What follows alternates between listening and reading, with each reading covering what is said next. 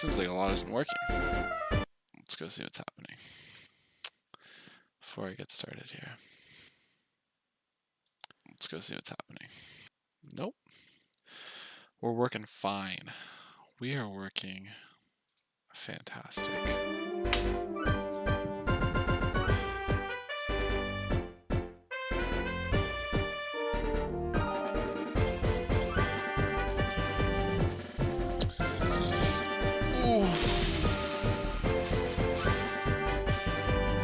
Okay. Okay. Let me mute this for a second. This is easier.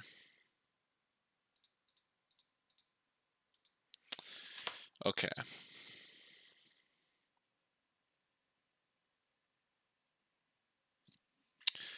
So it's been a full year. This is the anniversary of me getting bored and quitting this challenge, basically. Not getting bored. I think the high level of Dugong like put me off, and then I basically just like got a life. I don't know how else to put it. And then just, well, I had a life before. It was just I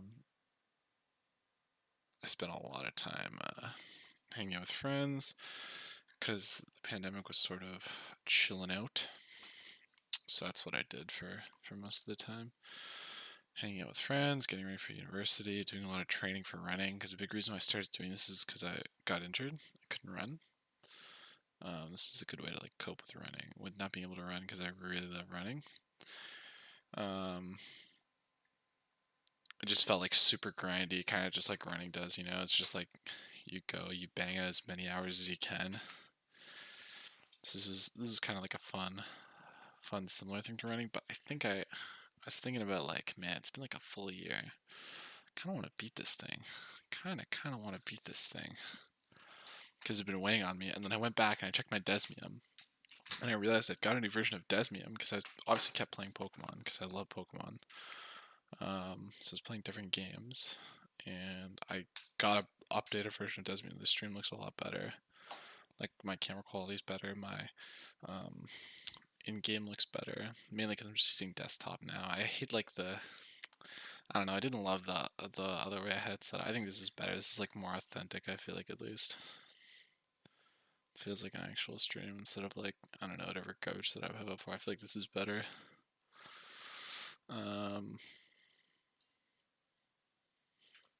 So yeah, on the 1 year anniversary of leaving, came back, and reset because I lost all my data when I got the new Desmium. Because for some reason, all my save states were gone, which sucks a lot.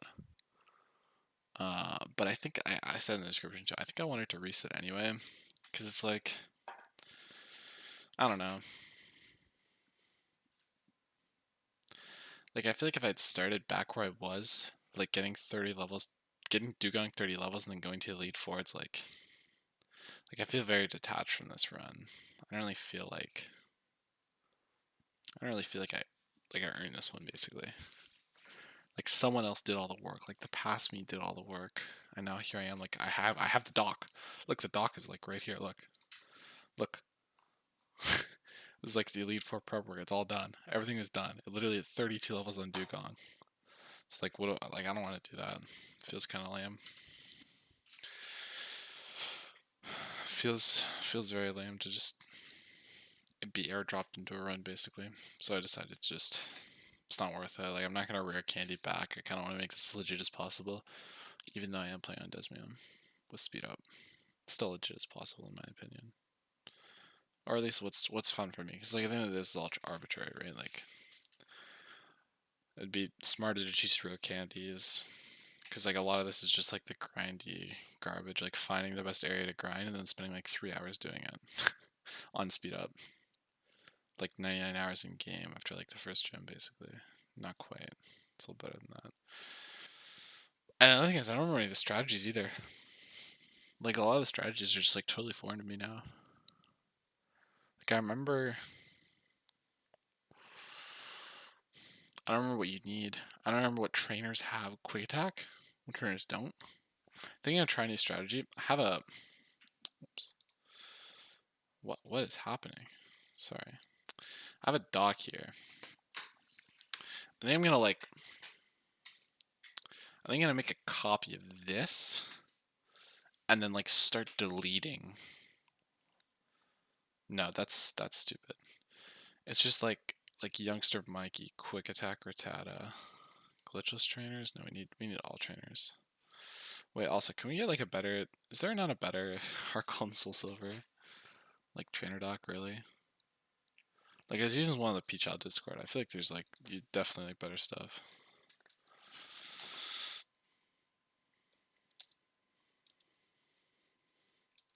Like there has to be. It's all speedrun.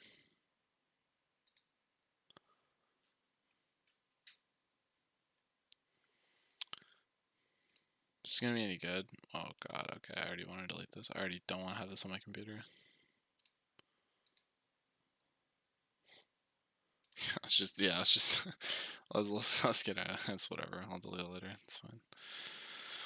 We're gonna have to use the Peach one, aren't we? Encounter slot and trainer data. This feels stupid. Wow. Great.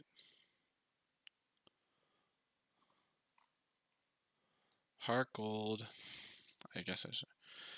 And Soul Heartgold trainer dock. All trainer list, maybe? This person like do this correctly?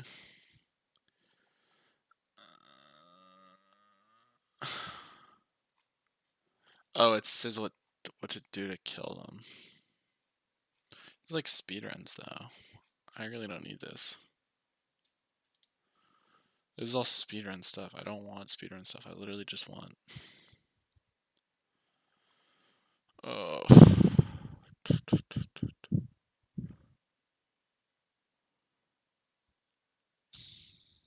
It's whatever. It's whatever. You know, it's fine. We'll just use like whatever this one is, whatever this garbage shit is. Trash lock, BSP trainer dock, Drayano, Radical Red, Insurgents. Yeah, spreadsheet assuming you click Cynical. Whatever. This is fine.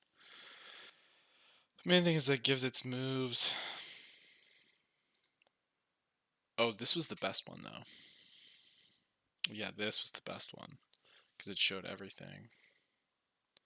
Like, where's Rival 1?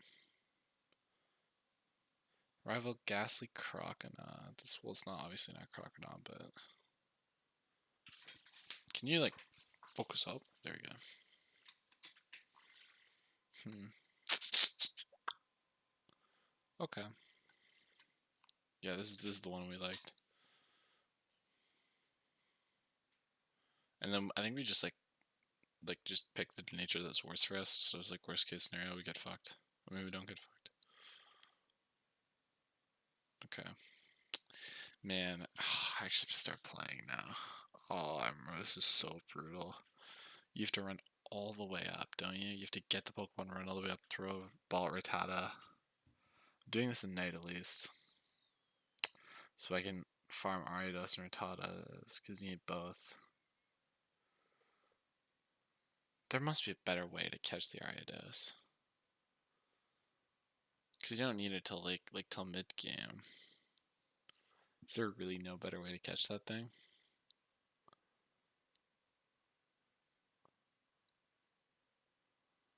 Like a steel type? What does Spinnerack have? Spinnerack. You literally don't need it until like I don't even know when. Super late.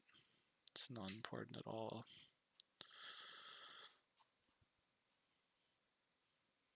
This is Gen 4 learn set. Man, if you could get a steel type, where do you get a steel type in this game?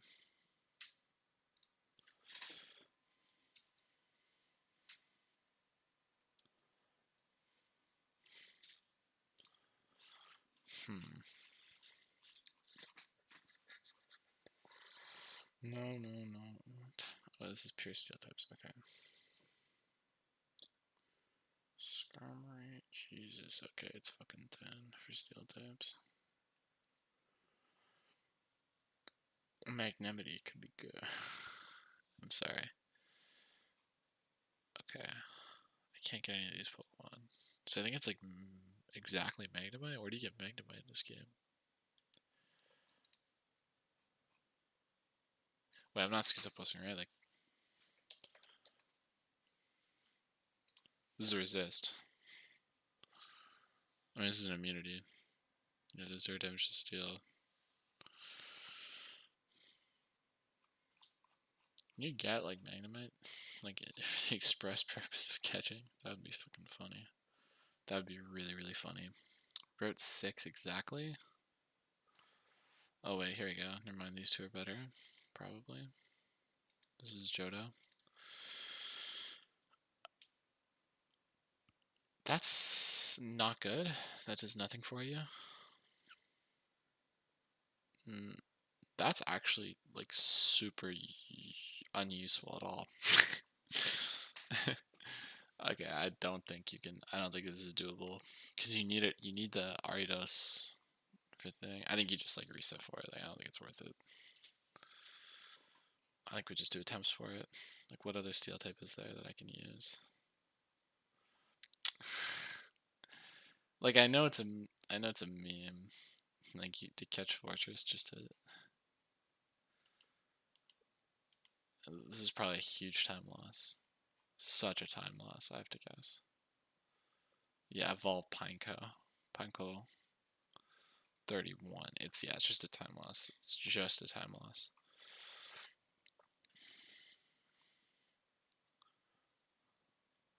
Like, Aron, no way. Skarmory, no way. Really, I'm not crazy. Aron's like a... As far as that, yeah, no. Okay. That's fine. Don't care. Don't care. We just have to play. You gotta play to win, baby. I think it's time.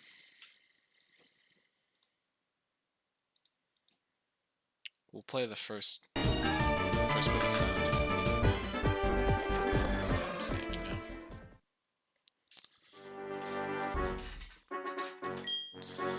No info needed, Professor.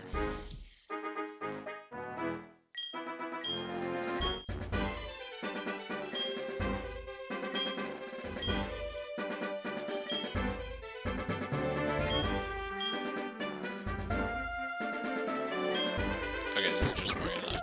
I'm not doing that. Wait, isn't like the speedrun thing like girl?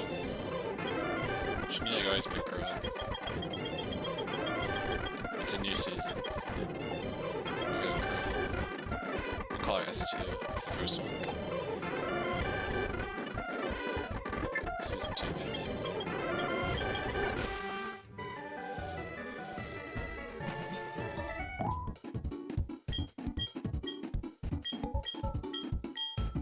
How much is like can my computer take this? Yeah, it's like totally fine. Sorry, I'm just checking my computer can handle this. Okay, so the options. I have to play on shift, I forgot about that. I kinda like this darker flag.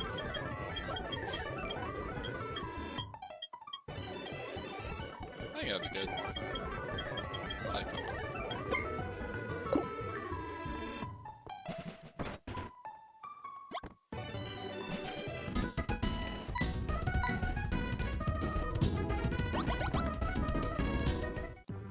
The speedruns. Oh my god, why is that?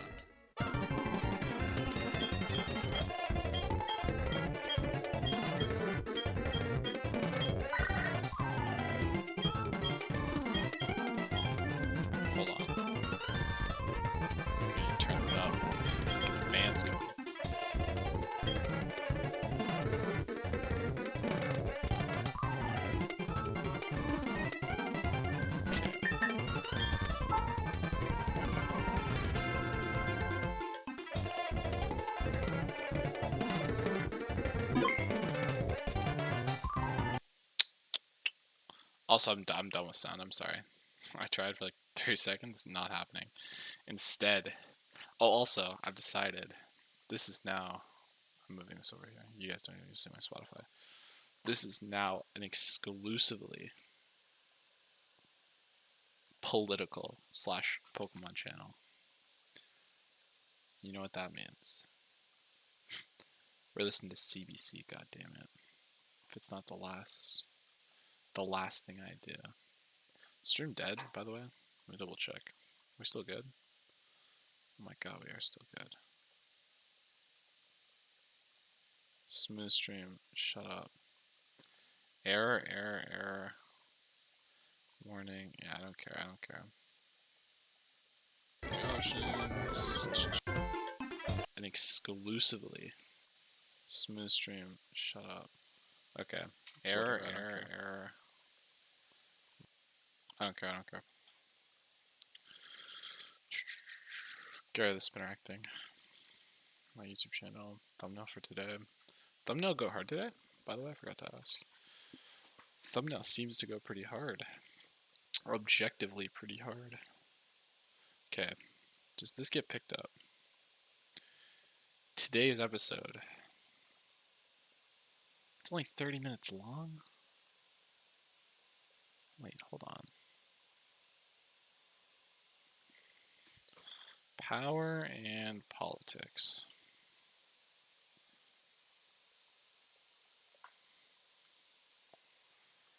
What is happening? Here we go. CBC Radio, Power and Politics. Oh my god, did I miss 2 whole episodes? They're each 30 minutes. Lucky you. An hour of political content. Hello? You gonna play? It's definitely not. This is a CBC podcast. This is a CBC podcast, true. Just gonna make sure. Hi everyone, I'm Vashi Capellos. This is the Power and Politics podcast for Monday, June 20th. On our pod today, Finance Minister Chrystia Freeland meets with her U.S. counterpart, Treasury Secretary Janet Yellen. This is the cost of just about everything is soaring. Both say it's primarily up to central banks to rein inflation in, but one of Canada's top economists isn't so sure. We're going to speak to him. Plus, NORAD, that's our continental defense system with the United States, is in desperate need of an overhaul. The Canadian government is set to spend billions to do just that. We've got a former top commander of the Canadian military here to weigh in on whether it's the right amount of money. Let's kick things off, though, with a chat on inflation. In a time of heightened inflation, and this is a time of heightened inflation, it is chiefly the central bank, the Bank of Canada, which has the job of bringing inflation down. And it's why last week... Sorry, I'm pausing this. We come up with nickname theme, political figures. Who's toe to dial then? We'll do exclusively Canadian political figures too. I think Totodile, you know, he's a big player last season until he realized he was kind of garbage, and then he wasn't a player at all. That sounds to me a lot like Jason Kenney. So you're getting the last name. You're gonna name Kenny. Everyone was hyped, and then we realized he did air. So we're gonna name him Kenny. In talking about the affordability plan of our government, I chose to stay with the affordability measures that were already in the budget from April. I certainly agree that the primary role for addressing inflation rests with the Federal Reserve. Let's get a bit of a reality check on that from Jean-François Perrault. He is Scotiabank's Senior Vice President and Chief Economist. It's okay. Hi, Mr. Perrault. Good to have you on the program. Nice to be here. The Minister of Finance was asked today about the idea of who is responsible or what is responsible for reining in inflation, and our audience just heard her say that the primary responsibility rests for the central bank, with the central bank, rather. You feel like government could be playing a bigger role. That's my understanding from the paper you produced. Can you tell us why? Well, I mean, she's right. I mean, the Bank of Canada is mandated to control inflation, so there's no question about that, and that is not something that we question. Our premise is simply that inflation is so high right now that we wonder whether or not there could not be a better outcome in inflation control if the government and the Bank of Canada are working a little bit more closely together to achieve the 2% inflation target relative to how things were in over history, which was, when inflation is a little bit below or a little bit below, a little bit below, a little bit above the target, then of course Bank of Canada's got plenty of ability to do that. We're just dealing with really exceptional circumstances right now. Yeah, I guess, is that sort of the genesis of what you're saying, the fact that it isn't just maneuvering things a point here or a point there. We're talking about inflation, which is expected this week to be higher than 7%. Exactly, right? I mean, in principle, the government and the Bank of Canada have this joint agreement to control inflation, and our sense is, with inflation close to 7%, the highest it's been since the Bank of Canada's targeted inflation, do we want to, give them a little bit of help to make sure that we do, in fact, manage to bring inflation down to the target that both they and the Bank of Canada have agreed is in the best interest of the country? Rival battle. Help myself and our audience understand in layman's terms what that would mean for the government. Does it, for example, mean making cuts to current levels of spending? Oh, this is like making me want to put a save state. It could. I mean, the idea simply is, if the government continues on the path that it's on, which is basically what governments around the world are doing, so there's nothing special about how we're doing things here, then the burden of adjustment falls on the Bank of Canada. So the Bank of Canada raises interest rates until inflation goes down to where it wants it to be, 2%. But that adjustment is occurring entirely on the back of the private sector, right? So the Bank of Canada raises interest rates. It makes it more expensive for you and I to borrow. We reduce our expenditures. The idea with a little bit more of a coordinated approach is if the government were to reduce its expenditures, let's say on wages and salaries, on goods and services, so government consumption in kind of the national accounts language, you'd have this ability to maybe lessen the burden of adjustment on the private sector because the government would be taking on some of that adjustment burden as well. So it's really about how do we want the adjustment to occur? And do we want the government to maybe lessen some of the adjustment burden on the private sector by making it, by giving the Bank of Canada a bit of a chance to not raise interest rates as much as it otherwise would need to if we were basically to keep on course? Again, which is basically how it's happening everywhere else around the world. Right. And how much would it require? Like how much of a change in posture for the government would it require based on your current analysis of spending, let's say right now, for it to actually have a tangible impact on the degree to which the Bank of Canada has to raise interest rates? So how much would the government have to change? So if roughly speaking, you could have, say, government expenditures, so government consumption remain basically flat in nominal terms next couple of years. And that would, probably allow the Bank of Canada to shave about 50 basis points off the total amount of interest rate increases that are required. I'm not paying attention to this either. We're going to pause this because I'm not paying attention at all. Yeah, this guy's actually talking about something important too.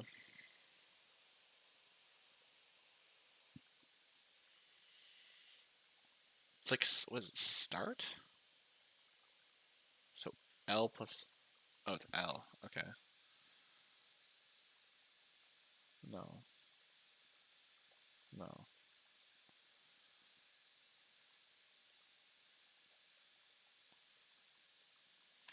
Wait, what's that?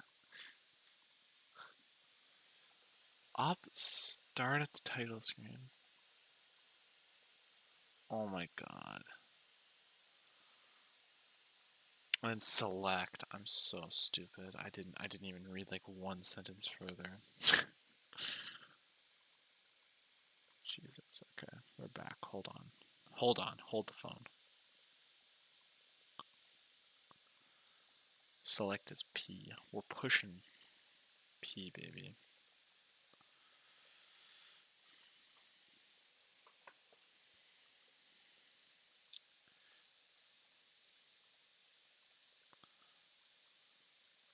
I think I'm going to save state.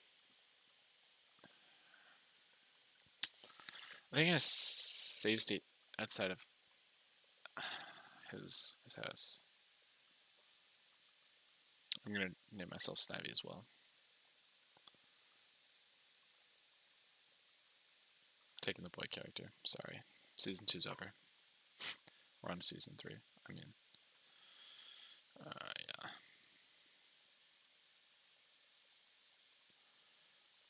And we're sticking with the same nickname theme, because fuck if that counted. I mean, it totally counted, though. That's why I switched to the boy character. Save the state, number 1 there, boom, perfect.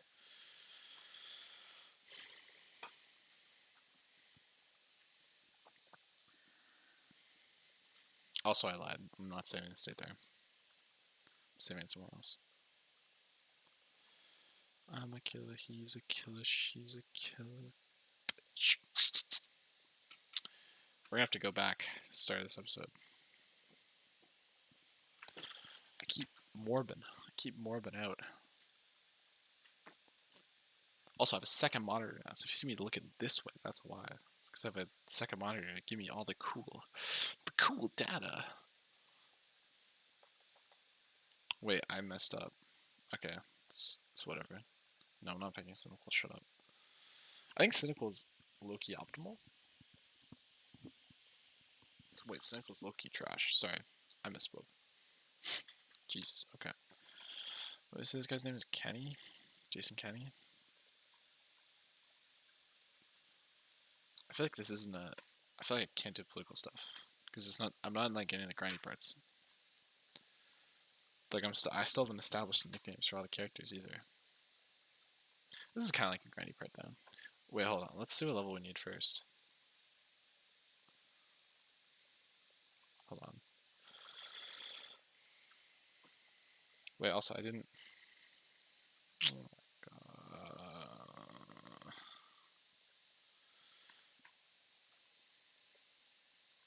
Oh my god, this is a god Totodile. Oh my... Wait, this Totodile goes hard. Totodile goes so hard. Okay. Hold on. Damage calculator. Yes. Totodile. He's level 5 right now.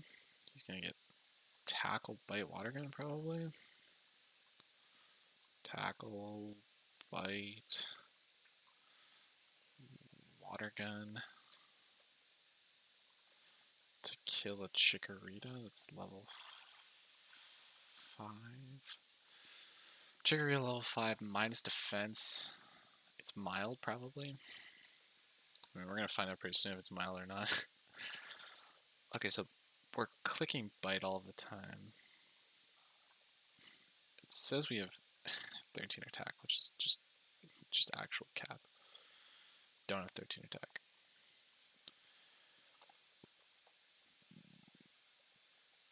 Okay. Remember I said this is a god Totodile. This is a shit Totodile. We need like level 10 to kill. Oh my god. Holy shit. It's like 17 to confirm. Okay, so he's just a Feraligatr.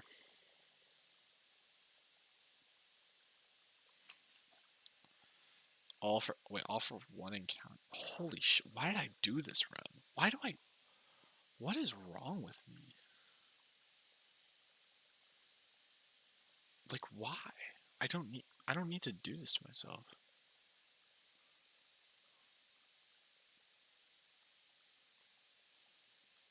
You literally evolved Totodile. You literally just evolved this thing. Okay, never mind. It's a meaningful impact, but it's also a meaningful adjustment. That's why? Okay, we're cranking it too. Well, I mean, she's right. I mean, the Bank of Canada is mandated to control inflation, so there's no question about that, and that is not, something that we question.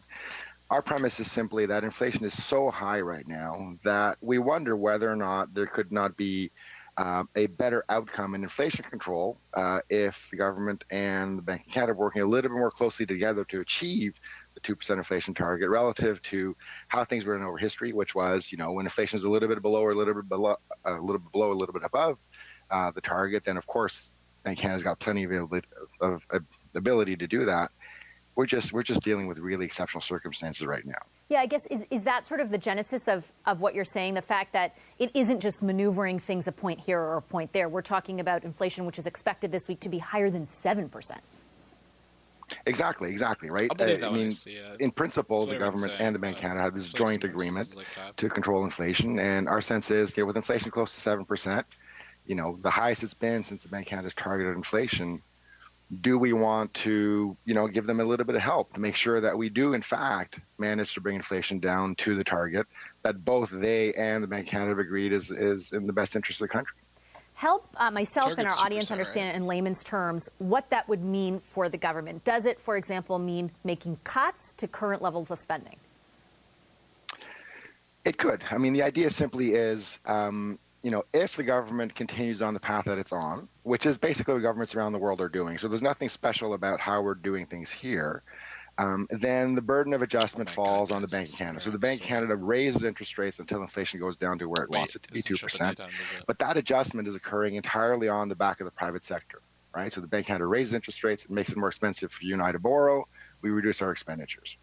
The idea with, a little bit more of a coordinated approach is if the government were to reduce its expenditures, let's say on wages and salaries, on goods and services, so government consumption in kind of the national accounts language, you'd have this ability to maybe lessen the burden of adjustment on the private sector because the government would be taking on some of that adjustment burden as well. So it's really about, how do we want the adjustment to occur? And do we want the government to maybe lessen some of the adjustment burden on the private sector by making it, by giving the Bank of Canada a bit of a chance to not raise interest rates as much as it otherwise would need to if we were basically to keep on course. Again, which is basically how it's happening everywhere else around the world. Right. And how much would it require? Like how much of a change in posture for the government would it require based on your current analysis of spending, let's say right now, for it to actually have a tangible impact on the degree to which the Bank of Canada has to raise interest rates? So how much would the government have to change?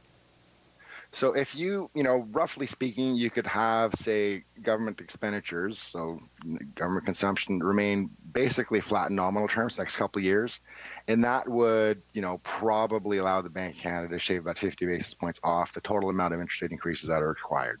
So it's a meaningful impact, but it's also a meaningful adjustment because you've got to keep in mind in that even though you think it makes sense for government to reduce its consumption, there are pretty significant pressures that require some spending, right? I mean, if you've been traveling, if you've been trying to go to the airports, if you've been trying to get a passport renewed, I mean, there are very important priorities that need to be met. So it's really, we think we get a better inflation outcome. Politically, I'm not sure that's the right thing for them to do, though. Do you see room, though, in the government's current fiscal position to do that? I acknowledge those pressures you're talking about, and then even pressures new pressures they face to kind of help some Canadians who are really feeling the impact of these higher prices through, for example, tax holidays or tax breaks. Do you see some room in there? Because they've also received criticism for higher levels of spending even coming out of the pandemic. Sorry, I'm saying there's more important shit to worry about. I mean, there's got to be room. Plenty able getting their passports in time. The challenge is governments want to help, right? Of course, they're aware that the cost of living is an issue, and that's true at the provincial level. Like everybody understands that. Mm-hmm. They understand the political gain and trying to do something about that to help Canadians out. That's a no-brainer. The challenge is, the perhaps the most appealing way to do that is, and what some provinces have done is, why don't we give people some money? Why don't we give them a rebate to make it more affordable, to allow them to have a little bit more income at the end of the day to pay for the things that are more expensive now? In doing that, you're actually making the inflation situation worse. You're helping, but you're making the inflation situation worse to other Canadians. So the challenge is, the best medicine now is basically you've got to control growth, and you control growth by pulling some money out of the system, whether that's the Bank of Canada doing that or whether that's the government doing it. Both kind of are working in the same direction. I think there are a lot of Canadians watching and listening to your remarks, listening to the minister's remarks, and who are, like we've said, very worried about how much things are costing, but then in addition, the overall impact and future impact of rising interest rates. Yes, the economy has good employment numbers right now, good growth numbers right now, but there is that ultimate concern that 18 months down the road, we could also be facing a recession. Based on what you're watching on all those spaces right now, what would you put the odds at for a recession 18 months from now? I mean, it's something like 25%, 1 in 4. But to us, what's perhaps the most important there is not so much the probability of recession, but the likely triggers of a recession. Mm-hmm. In our mind, the most likely trigger of a recession is inability to bring inflation down. Because at the end of the day, if you can't bring inflation down, You've got a further erosion of purchasing power, so it's even more difficult for people to pay their bills, and you've got higher interest rates associated with that. So there is a benefit in trying to act pretty aggressively to control inflation, because in our mind, it reduces the risk down the line to the economy. Is that the single, just before I let you go, is that the single, greatest tool? I'm not sure if tool is the right word, but I keep hearing politicians say, for example, the president south of the border, it's not inevitable that there is a recession. Is the key to that, though, reining in inflation? Well, it's absolutely not inevitable. I mean, our base case is there is no recession because we think inflation is going to get under control. But if you don't get it under control, I mean, at the end of the day, the central bank is required to get inflation to 2% come hell or high water. So there is always the possibility of achieving 2%. The question is, how painful is it going to be to get there? A question my guess is a number of us are asking ourselves, a number of Canadians. Thank you very much, Mr. Perreault. I appreciate your insights. You're very welcome. Thank you. Those things just have tackle. So it's like... Welcome back to Power and Politics. North America's continental defense will get a long overdue overhaul. As autocratic regimes threaten the rules-based international order that has protected us for decades, and as our competitors develop new technologies like hypersonic weapons and advanced cruise missiles, we should talk more about there is a pressing need to modernize Canada's NORAD capabilities. That modernization will cost about $5 billion over the next 6 years. Murray Brewster is CBC's senior defense writer. Of course, he's with us here in Ottawa. Hi, Murray. Great to see you. If you don't mind, I'm hoping you can explain to us why modernization is necessary, but also for people who kind of glaze over when they hear NORAD, like what exactly we're talking about. What are the stakes like here? Well, this modernization has been a long time coming. It's been something that defense officials and senior members of government have been talking about for almost 10 years.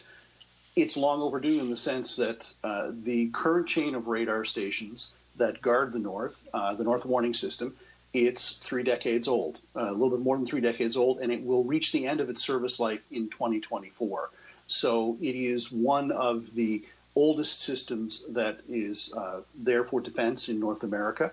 And but as the years have gone on, the threats that face North America have changed and evolved considerably. In the clip that you just played of the defense minister, she was referencing hypersonic weapons. So there are hypersonic missiles that Russia has been employing, most notably recently in Ukraine. But there are also advanced cruise missiles which hug the ground and avoid radar. Most of the system that NORAD has right now is not capable of properly tracking those kinds of threats. So that's one of the major reasons for the modernization that was announced today. And I know you've been following this file for a number of years. Politically, talk a bit, if you could, about the significance, kind of an odd announcement from, our vantage point watching it here in the newsroom as well. We still don't have a backgrounder on some of the specifics. There wasn't a news release for a while. The minister also said that this was new money when, in fact, actually it's already been announced in the last budget. Well, that's true. And yes, the communications, if I would risk editorialization here, has been a bit of a mess. But what's important for the government is that it's going to be able to go into next week's NATO summit with something to say and a demonstration that they're spending money on defense, even though they would be hard-pressed to have avoided spending this money, because NORAD is one of the cornerstones of Canadian defense. It has been for over 6 decades. It's a binational agreement with the United States, and we would have, at some point or another, had to invest in a NORAD upgrade.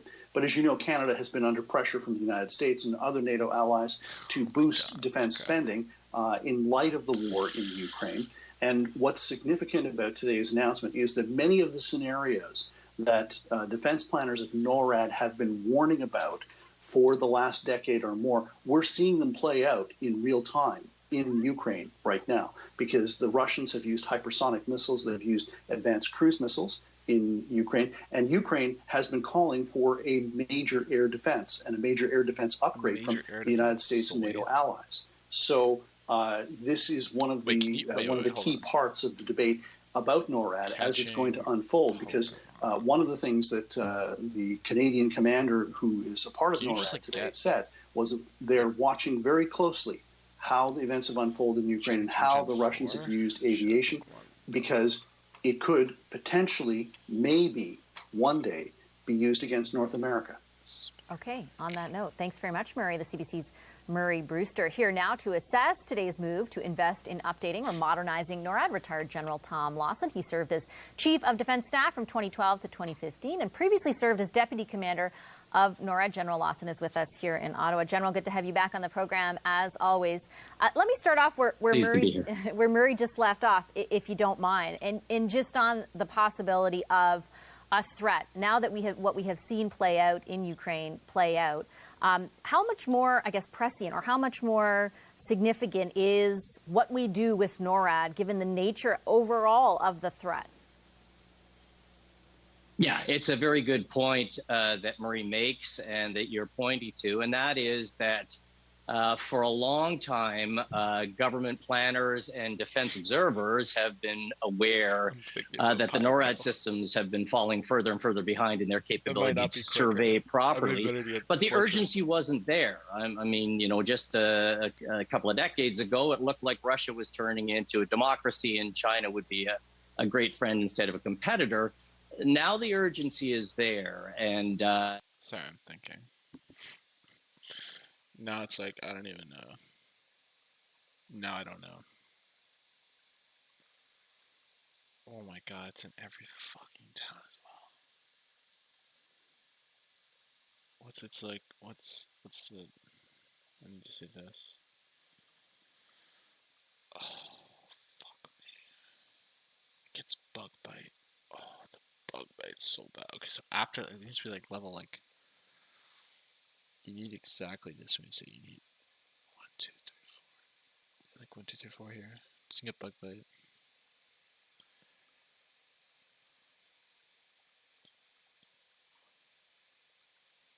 Okay. It's like the highest level pine coat you can get. Up until that point. It's not gonna be level 20. What the fuck am I talking about? It's not gonna be level 25. It's 23. You can't do it.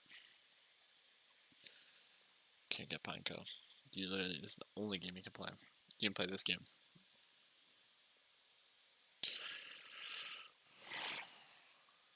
Oh, it's so fucking frustrating.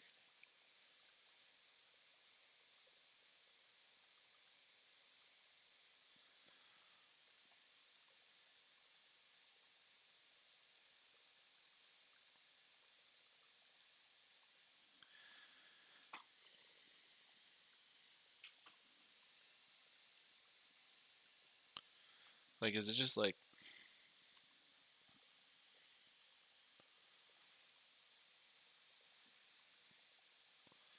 You can get from Goldenrod Department Store.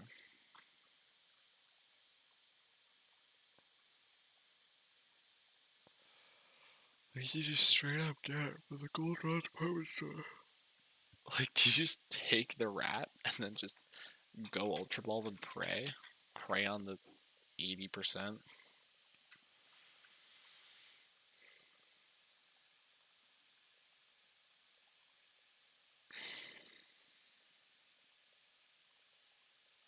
Is there anyone else you can catch Spinnerack? Because at this point, like, sounds like doesn't affect him at all. It's like one location. No, you get all the spots.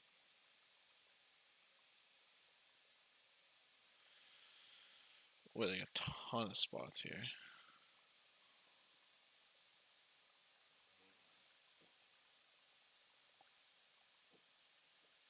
Oh, that's headbutt trees.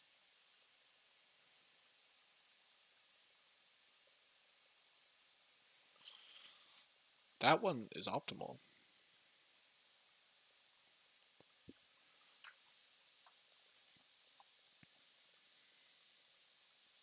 %40 Spinnerack.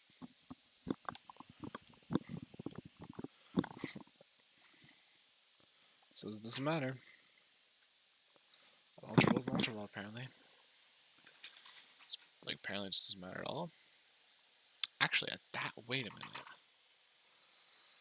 At that level, what would be your moveset?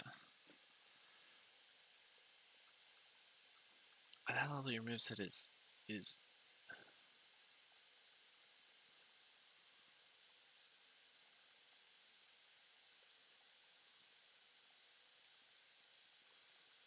its AI picks random moves as well. So this is actually like much better odds than it looks like. Because it's just like chance it doesn't see it. Like go like 14 and then like chance just doesn't see it. Because it'll be string shot and it won't be poison sting. So it's like 1/3 chance. We'll pixel each other. Probably shouldn't though. Okay, wait, I feel better about this now. Okay, that's what I mean about the developing strategies over time. See you guys. So we delay Spinnerack for quite a while. And Putin has shown that he's increasingly unlimited by any international norms. So I don't think it's as much an issue of Canada being attacked in the same way that Ukraine is being attacked as it is a more strategic issue. And that is that there's been a balance, a very odd balance throughout the world amongst nations that have nuclear missiles that has been achieved by an awareness that if anybody uses them and they're well detected in time, they will find a flurry of those missiles going back the other way. Well, as soon as a nation out there achieves an ability perhaps to execute a surprise attack with nuclear missiles that move at hypersonic speeds, well, now, if NORAD no longer has a system of surveillance that allows us to react in time, is there a chance that a leader like Putin might consider an attack? And that becomes increasingly likely. Of course, it's up to the governments to keep people safe, whether or not they know they're threatened. And we start to hear a reinvestment that will go some distance towards that. Let me ask you about the scale of that, because unfortunately, as I mentioned to Murray, I don't have a backgrounder with all the details about where this money is going. We do have some broad strokes, as painted out by the minister. Let me start with the price tag, about $5 billion. Does that sound in the neighborhood of something that will make a tangible impact, or is it too little? What is your perspective on that? Well, observers have long thought that to bring the surveillance system, including radar systems, an upgrade of these 40-year-old radar systems up the level to fold in space technology and then wrap that whole system around to the Pacific and Atlantic, where subs could attack with missiles from, would be upwards of $11 billion. And Canada normally pays about 40% of NORAD costs. So that tracks. That would mean that if within the next 5 or 6 years, Canada puts in that much and the United States will announce their 60% portion, then I think we've got a system that now cannot be disregarded by those who may choose to use these kind of systems against North America. And when you think about where, I guess, the money is best placed to go, in kind of layman's terms, what are the most important? I guess it's replacing that warning system, obviously, but is there something in addition to that? Yes, there is. Certainly it is an ability to detect threats, whether there are ground-based or air-based launched ICBMs, hypersonic, or sub-based launched anything. You need to be able to structure a multi-layer system around the world. And there are a couple of specifics that the minister pointed at. She's pointed to some very classified systems that we're going to be part of. And I thought that specific was an important one because it suggests that Canada and the United States have now spoken recently about the exchange of intelligence at the highest levels. And Canada has been feeling more and more left out of this Five Eyes that we've heard about for many years, UK, US, Australia, New Zealand, and Canada, kind of been turning towards a Three Eyes thing, UK, US, and Australia. We've been left out, and I think it's been indicative of a growing impatience with Canada being a bit of a freeloader. That indication itself that Canada will be sharing in this highly classified system of the United States suggests that we're being let back into those rooms. And is that, let me ask you kind of bluntly, is the freeloader characterization, because you're not the first to say it, even in conversations I've had behind the scenes, for example, with American officials, that is certainly a worry or a concern that has been shared with me, and I'm sure with many others. Is that purely based on the level of spending? And look, when you kind of get characterized as something like that, how difficult is it? Like, how many more days like today do you need to kind of climb your way out of that? Well, right. So, look, Canada really has been a very good partner to NATO. NORAD has been hanging behind for a little while, but we've always been there.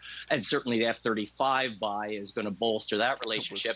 And for years and years, certainly when I was deputy commander down in NORAD, we relied on almost unlimited patience from the Americans. They knew we weren't putting nearly close to the share of the GDP that they were putting into their defense. But we're great friends, and it's an undefended border, and great feeling. That all started to disappear with President Trump's arrival, and we were called out not only by the president, by Navarro and various other members of his bureaucracy and team, and that impatience hasn't gone away. But it really does signal something, and that is that our world partners are aware that Canada does take a deep discount on defense. Listen, to a certain extent, Canada will. We are, if not the most unthreatened nation in the world, we're one of the most unthreatened right where we live. However, we're part of very important alliances, and we've fallen far behind where we should be. So I think today what the government did was they found a clever way to invest in defense, but invest in a place where Canadians mostly will find it more palatable. If we put more money directly into our ability to respond to our NATO responsibilities, there's more debate. I mean, a lot of that stuff's happening over there. Not how I feel, but how a lot of Canadians will feel. But when you put it into the defense of Canadian and American sovereignty, now you speak to all Canadians. So this $6 billion very specifically placed the capabilities that are going to bolster Canadian defense industry and Canadian capabilities and our ability to survey the Arctic. You're speaking to Canadians. Okay. Thanks very much, General Lawson. Always a pleasure to get your insights. Thanks for having me. That's retired General Tom Lawson, former Chief of Defense Staff here in Canada. General Lawson is also a consultant for several aerospace and security firms, including Lockheed Martin Canada.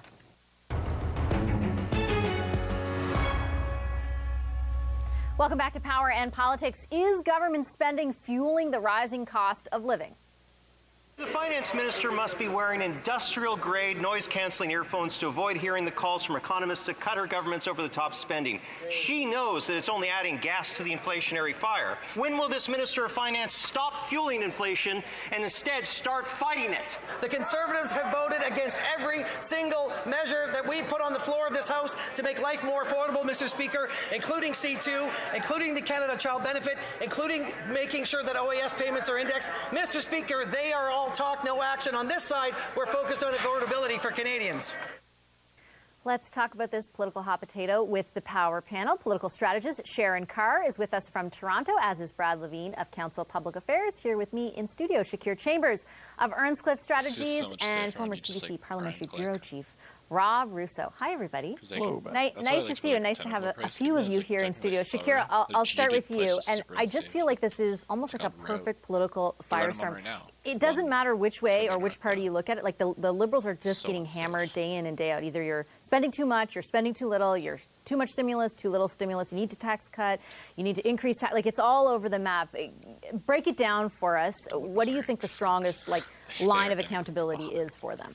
I think if you're the Liberal Party, I think ultimately you're always going to get accused by the NDP of, not spending enough, not taxing enough to kind of get inflation under control. And if you're the Conservatives, you're always going to say we need more tax cuts to kind of get things, to kind of get the budget balanced and, stop spending so much that causes pressure. I think what you're seeing now, though, is Chrystia Freeland is actually being on the offensive. We spoke before about, for the last 4 or 5 weeks, a lot of pressure on different various issues, economic issues, of course, and inflationary issues. But I think now, from the Empire Club speech to what we see today, she's trying to say, you know what, we're going to take this by the horns and show Canadians that we have this under control. That being said, I think there's a lot of things that she's doing, a lot of press conferences, doing the speeches and whatnot, but what is the actual policy coming out of it? And I think there's a lot of Canadians where whether you have to sell your house with interest rates go up, whether the price of food or gas goes up, if you don't have an answer for those issues, and if you can't point to Canadians and say, this is what we've done to make your life a little bit easier, they're going to be in a lot of political pressure, especially in the summer months, as economists say, things are going to get worse before they get better. Well, even a few days from now, Rob, on Wednesday, when we expect the newest CPI numbers, the inflation numbers to come out and exceed the record that was set, or the decades-long record that was set last month. if the exercise is in trying to tell Canadians that yes, we get it, and here's what we can point to. I mean, what Chrystia Freeland is doing is saying this is the suite of things we've already done. There really doesn't seem to be any intent at this point to say here's things we are going to do, something new, and that's she hinted today. I think her first realm of responsibility, it seems, over the last week has been to say there's only so much we can do. Although economists are now saying no, there is more you can do. You can spend less. Your spending has gone up as a percentage of GDP from 14 to 16% of GDP before the pandemic. That means that you're crowding in some spending at an inflationary time. You're putting more pressure on the bank. But apart from economists, people were buying bacon, people were buying chicken. They are really feeling this, and they are expecting the government to do something. The government and its supporters are saying that there's really so much, a limited amount they can do. Well, what can they do? Well, they can cut the GST, not really great economic policy, but something that people feel instantly. They can reduce gasoline taxes. That's something she said, stay tuned. She was standing beside Janet Yellen. She's considering it right now on the U.S. side. And said President Biden is considering that as well. And they can further rein in spending to take some of the pressure off the Bank of Canada so that they don't have to raise interest rates as high as they're probably going to have to raise them. So there are things that they can do. And she signaled that she'll probably spend the summer weighing and assessing whether or not they have to do that. Sharon, from a political perspective, though, I just think as Rob was talking, the idea of cutting gasoline taxes or suspending gasoline taxes and reining in spending, and how both those feel very off-brand for the Liberals up to this point. I would say yes, and I think we've all kind of have a bit of a consensus here on what needs to happen, and what we didn't see come up. You okay, stream? Whew. Looks like we're back, boys. Whew, that's a close one. Didn't miss much. Any new money, rein back all their spending, and just show people that they too are tightening their belt as a government. That idea, though, I mean, to be fair to the minister, Brad, she did sort of say that's why, I mean, in fancier words than I am, but that's why I didn't announce new spending last week. And she characterizes, of course, which others will argue with, but she characterizes the spending in the budget as even exercising fiscal restraint. The point that the economist from Scotiabank is making is you could exercise actually more fiscal restraint, and then it wouldn't all fall on the central bank. But politically, I just can't, again, I can't, it's so off-brand, especially the new brand, which is the Liberal NDP brand together, thanks to their partnership. Be careful. Yeah, a few things here. One is, I think one of the things that maybe she's struggling with is, while I agree with Shakir that she's been out in the public more, I think that she's failed to kind of connect with people, right? That whole "I feel your pain." I guess every. I think this is a time for where Trudeau, his ability to connect with people and feel the pain like he did during the COVID crisis, especially during the worst of the pandemic. That being unable to connect with what Canadians are going through, I think is hurting them. Two, when she rolled up all of those plans, right? And I saw the interview with the Bank of Nova Scotia, and I get what they're trying to say, but it's pretty hard to believe that for a dental plan that's yet to kick in, or for increasing very small guaranteed income supplements for the most impoverished seniors, or increases to OAS, and many of these things haven't even kicked in yet. That's the reason why we have inflation. This is a traditional position that we're going to hear from economists, from particular banks. And to be fair, though, he didn't. Sorry to interrupt. He didn't say it's the sole reason, right? Like he acknowledged there's so many external factors. Solution. It's a contributing factor, he said. But his biggest solution was to rein in, that space. I wonder sometimes, like, if it's worth it to just run it down, because he's right. We can't control I wonder how much of this we can actually control. Let's say we can control 10% of this. Is it even worth it at that point? If we can control affordability, 10% of all affordability, the rest of it's just out of our control, China's zero COVID policy, all that stuff. If that's having the largest impact, I wonder if it's almost worth it just to run it down and just be you know what? Who cares, bro? Let's just stick with the course. It's there's nothing we can do about this. Just kind of an interesting thought. If it's worth it. But I mean, obviously, there's economists think there's some sort of reason for this. And when Friedland went out to the Empire Club and basically bundled her, things that were in the last budget many weeks ago. We'll have to see. Third point, though, on the gas, isn't it interesting?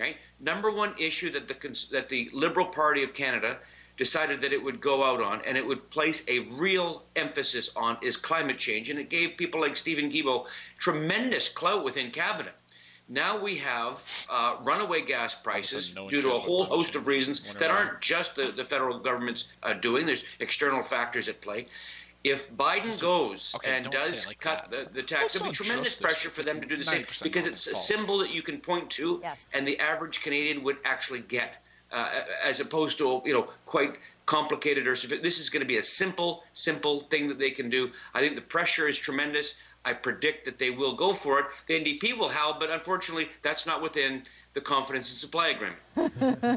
They could have added it. I don't know. Shakir, just really quickly, I just have a minute left, really. Just on that, though, I think, from my understanding from Janet Yellen's interview over the weekend and then her remarks today, they do seem like they're going to move on something like that. How difficult will it be for the Liberals not to do something here? I mean, it'll be difficult for them, but I think, again, whether it's a politician like a Doug Ford, people like when you reverse your positions if it's not going in the right direction. For them to acknowledge and say... But you have to acknowledge that maybe your first position wasn't the best one, which is not something they do a lot of. Absolutely, but it goes back to my point about pointing to things that they've done. I think the immediacy of the gas tax, that people will actually just feel it in their pocketbooks, will show them that people that they care. They're alive to your concerns, and we're going to do this to kind of, make your life a little bit easier. So I think it'd be a victory for them, regardless if they have to, back off the track on their position. Quick final word. Because I escaped from the latest Jurassic Park movie. Maybe I'm hardcore schizo posting here. But if gas is... And maybe I just totally misunderstood everything these people said. But I feel like they just suggested that they get rid of the carbon tax. Which the one person correctly pointed out is 5%. It's it's $11. So what is that? It's if you have if I filled up, it was $100. I think it's 105. It's 105 minus 5%. 105 times 0.05. What even is that? Holy shit! $5. Are we gonna are we just gonna say climate change is not that big of a deal for $5? Just cut the gas tax? Even if it's $10. Is anyone feeling that? Does anyone feel that? I feel like nobody feels that. I don't know. I feel like nobody feels that at all. But it's a good political move, I guess. I don't know. I remember when a government in Canada fell because of an 18-cent a gallon gas tax. About 4 cents a litre. So this is the kind of thing that voters are reminded of and remember and could hurt governments. So they will probably do something. It just seems That's it for us today. Make sure you follow our pod so you don't miss any of the latest political news. And if you like this episode, we'd love it if you share it with a friend. Thanks for listening. It's actually going to save $20. Once you get to once you get to $20 range, it's kind of understandable. Damn, $20 is a lot of money. That's kind of a nice break. But $5? $5.25? Man, dude, I don't know if that's I don't know if that's winning anybody at the door. Okay, we got one more episode. Let's listen to this episode too. Might as well, right? This is a CBC podcast. Let's call it in at 3.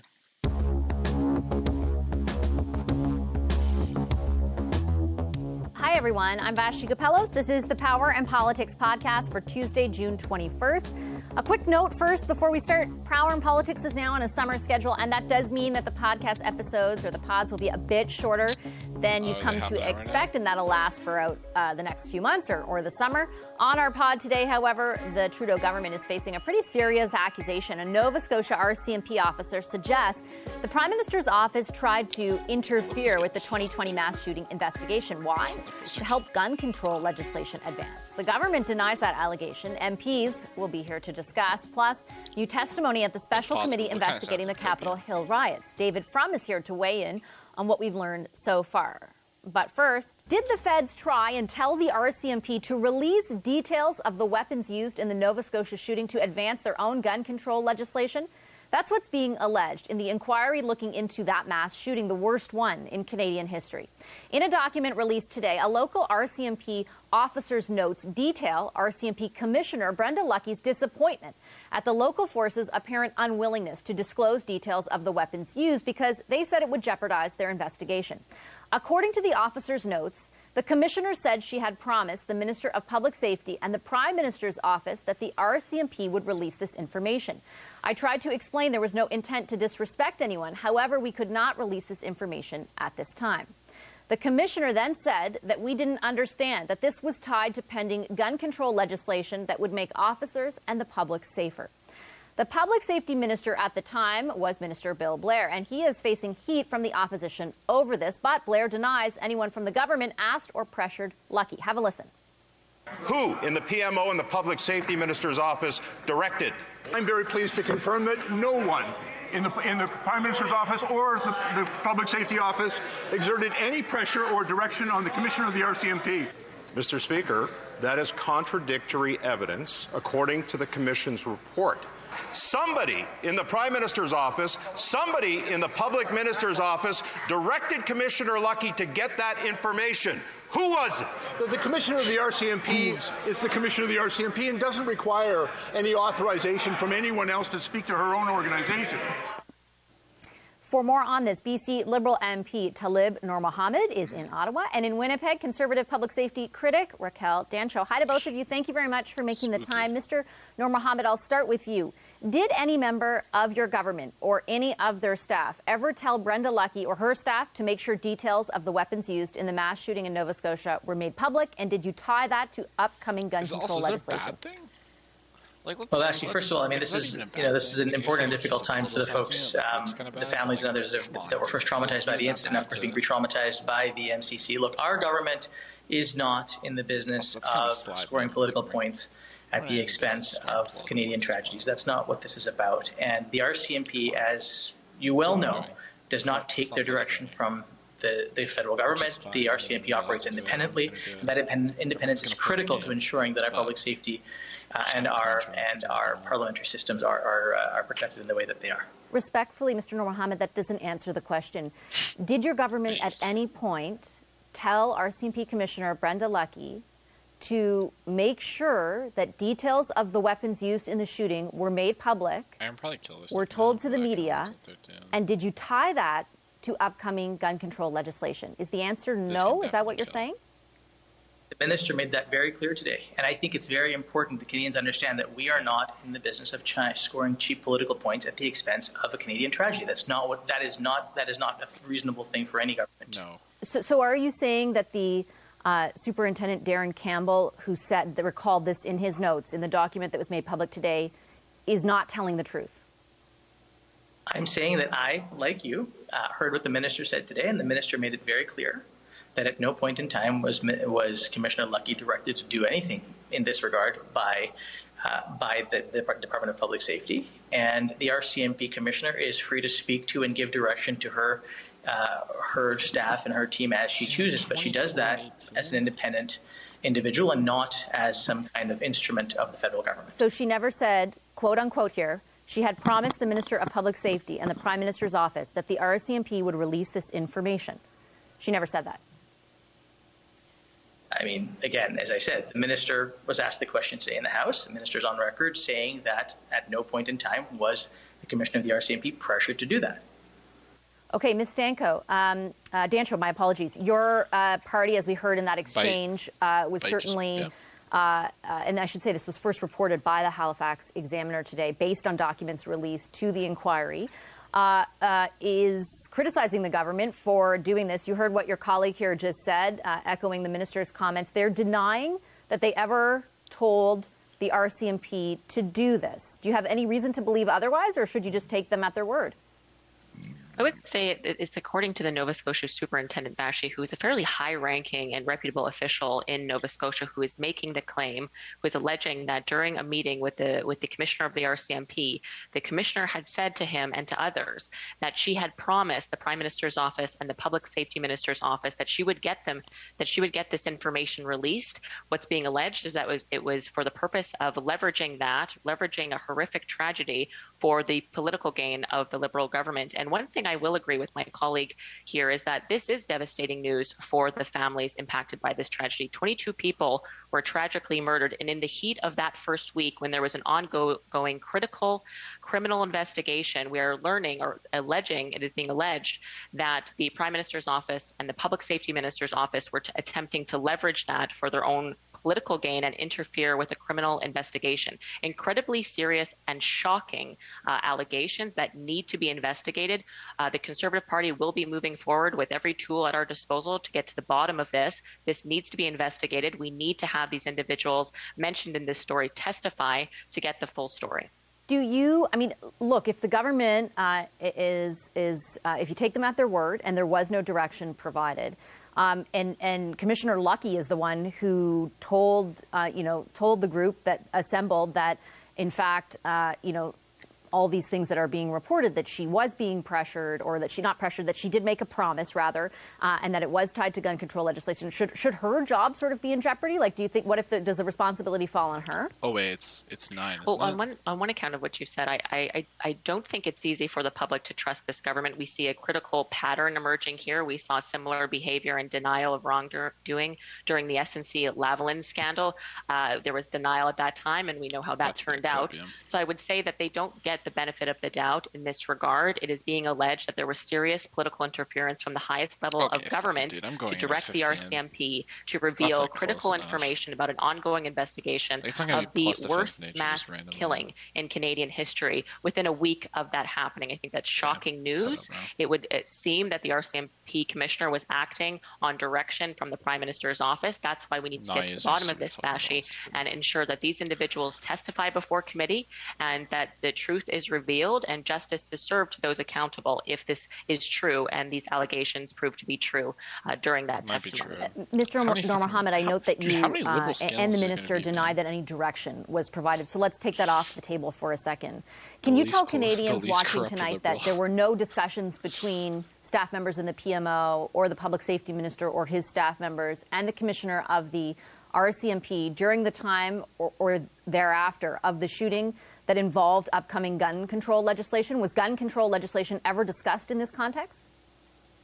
Vashi, I think I'm very concerned to hear my colleague even assert that our government would seek to play politics with the tragedy. This is not how our government operates. It's not how we have operated in the past. It's not how we're going to operate in the future. The idea that somehow there is a group of people that are sitting in a room going, oh, let's find a way to capitalize on the mass murder of Canadians is absolutely appalling and should be condemned in the strongest possible terms, that someone even contemplate making an accusation like that. The fact of the matter is that the RCMP work independently of the federal government. And as a former public servant who worked in the Department of Public Safety, I can tell you, having worked with past commissioners of the RCMP, it is not, the RCMP is very clear about not becoming a political tool of the government, regardless of who is in power. And I think it is important for us to stop undermining the institutions that keep this country safe. Respectfully, this isn't just drawn out of thin. I'll get your response in a second, Ms. Dancho, but this isn't just drawn out of thin air. The reason that we're doing this segment is because of the reporting that is based on a document that was released in the inquiry today. I understand that there are many politics at play around the issue of gun control normally, right? But this was notes taken by an RCMP superintendent. I'm gathering from what you're saying that you're denying that direction was given, that the RCMP operates independently fine. Are you also saying that there was no discussion of upcoming gun control legislation in the context of the shooting with the RCMP? Just to be clear, I cannot imagine a scenario in which at that time, there would have been a conversation between the RCMP and political staff about how to capitalize on an ongoing tragedy that was in play in order to fulfill a legislative goal. He's choosing his words very carefully here. It makes me think there probably was like there's something that happened. like something about like we probably do need better this, but I don't think it was like, my guess is everything gets released and it's like a total nothing. It's like, man, like we should have better gun control policy or something like that. Like, damn, like we should really do something about this or something. Blah, blah, blah. Like, it's not going to be as malicious as they're making it out to be, but from the answers this guy's giving, it kind of sounds like something was up. They're not being super forthcoming about. It makes no sense that would transpire. I mean, think about timelines, think about process. Nobody works in that way logically, but most importantly, ethically, that's not how people work. And Ms. Dancho, I'll give you the last word. I know that there is the account of the superintendent, but given the words of your colleague, given the words of the minister, they are saying that this was, there wasn't a political discussion going on. Do you accept that too could be true? If they're so confident that that is the case, I mean, and frankly, for all Canadians, I hope that they're telling the truth. But if that is the case, then they should have no issue bringing forward these individuals to committee to testify. I sit on the committee with my honorable colleague on this panel. If he feels so confident, I would assume that he would support us bringing forward all of these witnesses to testify so that we can learn the truth and Canadians can learn the truth about this allegation, which again, very, very serious. It's being alleged, just to sum it up, that the Prime Minister's office and the Public Safety Minister's office interfered in a criminal investigation for their own political gain. That we need to get to the bottom of that, and I hope that my colleague on this panel supports it. He should, if he's as confident as he says he is. I'm out of time, but Mr. Noor Mohammed, would you support an investigation through that committee? I think there's an important investigation ongoing right now. I think our committee does excellent work, and if it ends up in our committee, look, I think it's important for us to ask the questions, get the right answer. That's up to you. Okay. Not about sport. Okay, I'm out of time. I appreciate both of you making the time for this. Thank you. Liberal MP Talib Noor Mohammed and Conservative public safety critic Raquel Dancho. Let's get the power panel to weigh in on this. Joining us from Toronto, political strategist Sharon Carr, political commentator and former NDP MP Françoise Boivin is in Gatineau, Quebec. In King City, Ontario, Dimitri Soudis, former Director of Communications to Prime Minister Stephen Harper, and the CBC's Jason Markisoff is in Calgary. Hi, everybody. Good to see you tonight. Sharon, I'll start with you. Look, this all came to light through documents that were revealed today, or that were presented today, rather, in the inquiry. This is the account of a superintendent, an RCMP superintendent in Nova Scotia. It's pretty detailed. Like, if you read through it, it's pretty detailed. The government is saying, no, we didn't do this. How do you see this playing out?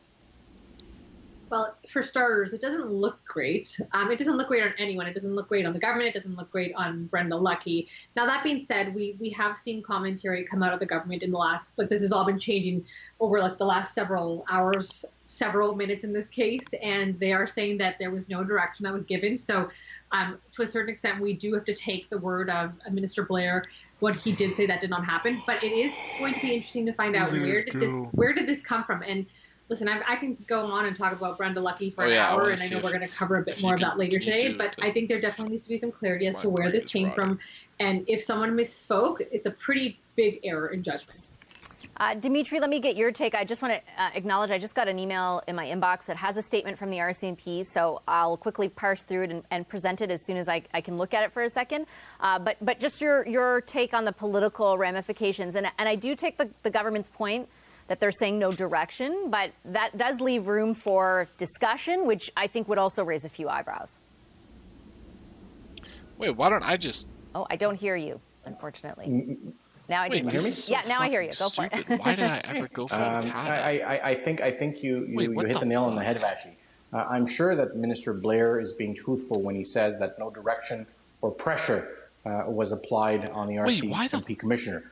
Maybe and possibly it was a suggestion, for example.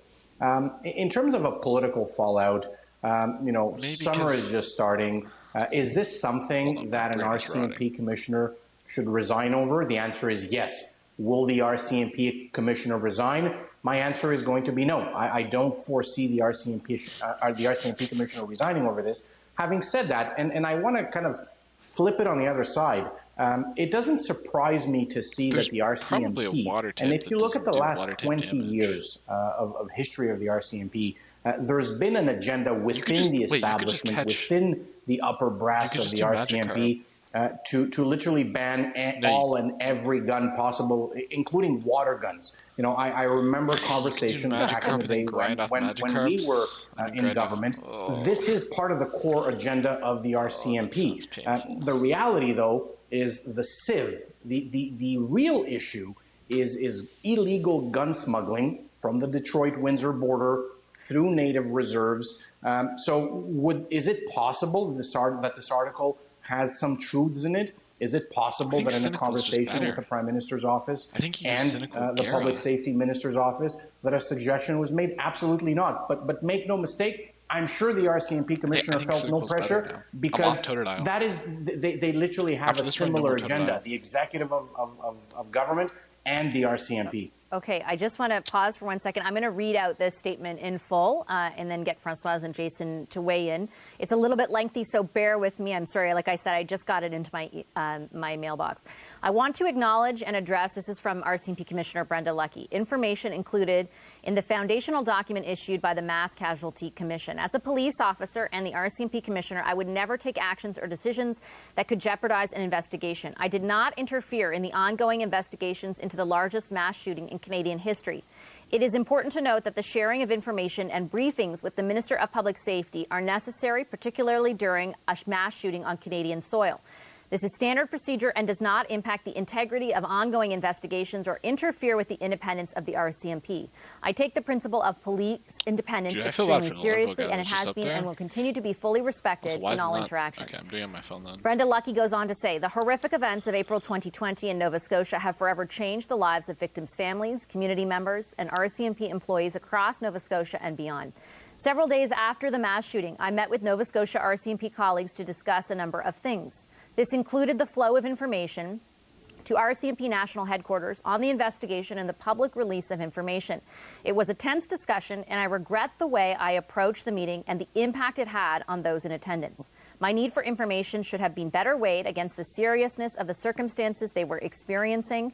I should have been more sensitive in my approach. Had I led the meeting differently, these employees would have felt more supported. During what I know was an extremely difficult time, the RCMP continues to be an active participant in the MCC. I will be providing testimony in the coming weeks, and the RCMP will continue to support the Commission's important work. So Francoise, definitely not saying that she did, I guess, tried to interfere. She's saying I didn't try to interfere. She's commenting in that last section on what was described as, she kind of berated them. I'm paraphrasing. But okay, so quickly. Pros and cons. It has a 50-50 to lose. But the pro is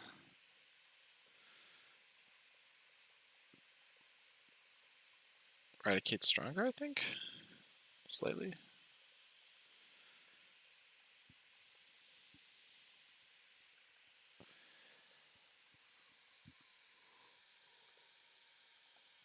You're like 81 as opposed to Centred, who had level 4.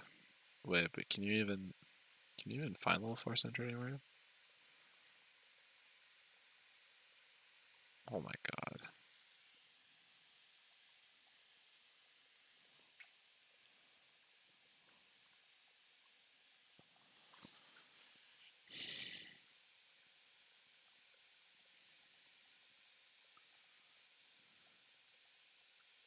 Central level 4 is a 1 in 3. 2 1 in 3s in a row probably equals out to 50%. Makes sense to me.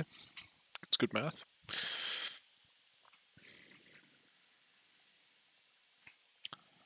Centred at level 4 with a Pokeball is 33.3.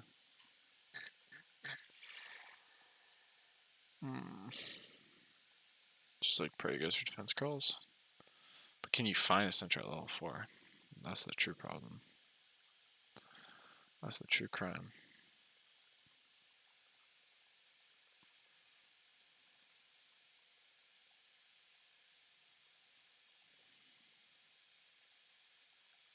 You cannot. Centred. Oh wait, no, you can. In gold and silver, you can't. In this game, you can. Oh my god, Sydney. Oh my Okay. Friendship over with. Eradicate. Centrit. New best friend. Oh my god. What a legend.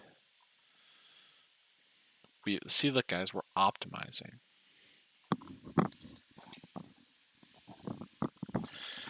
We're optimizing here. It's weaker.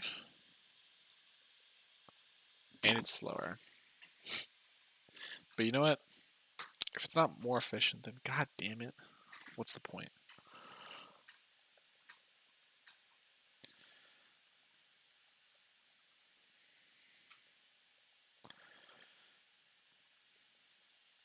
Every time I see a Centrit, I'm gonna get scared.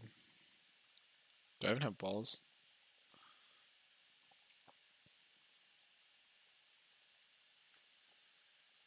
I do. If I don't catch this in 5, then it's just like, well, kill it, I guess. Oh yeah, we can go back to playing this. That's how they took it from the notes that are presented today. So I'm not sure. How do you read what she said there? Well, I read it a bit in the sense of what Dimitri just said.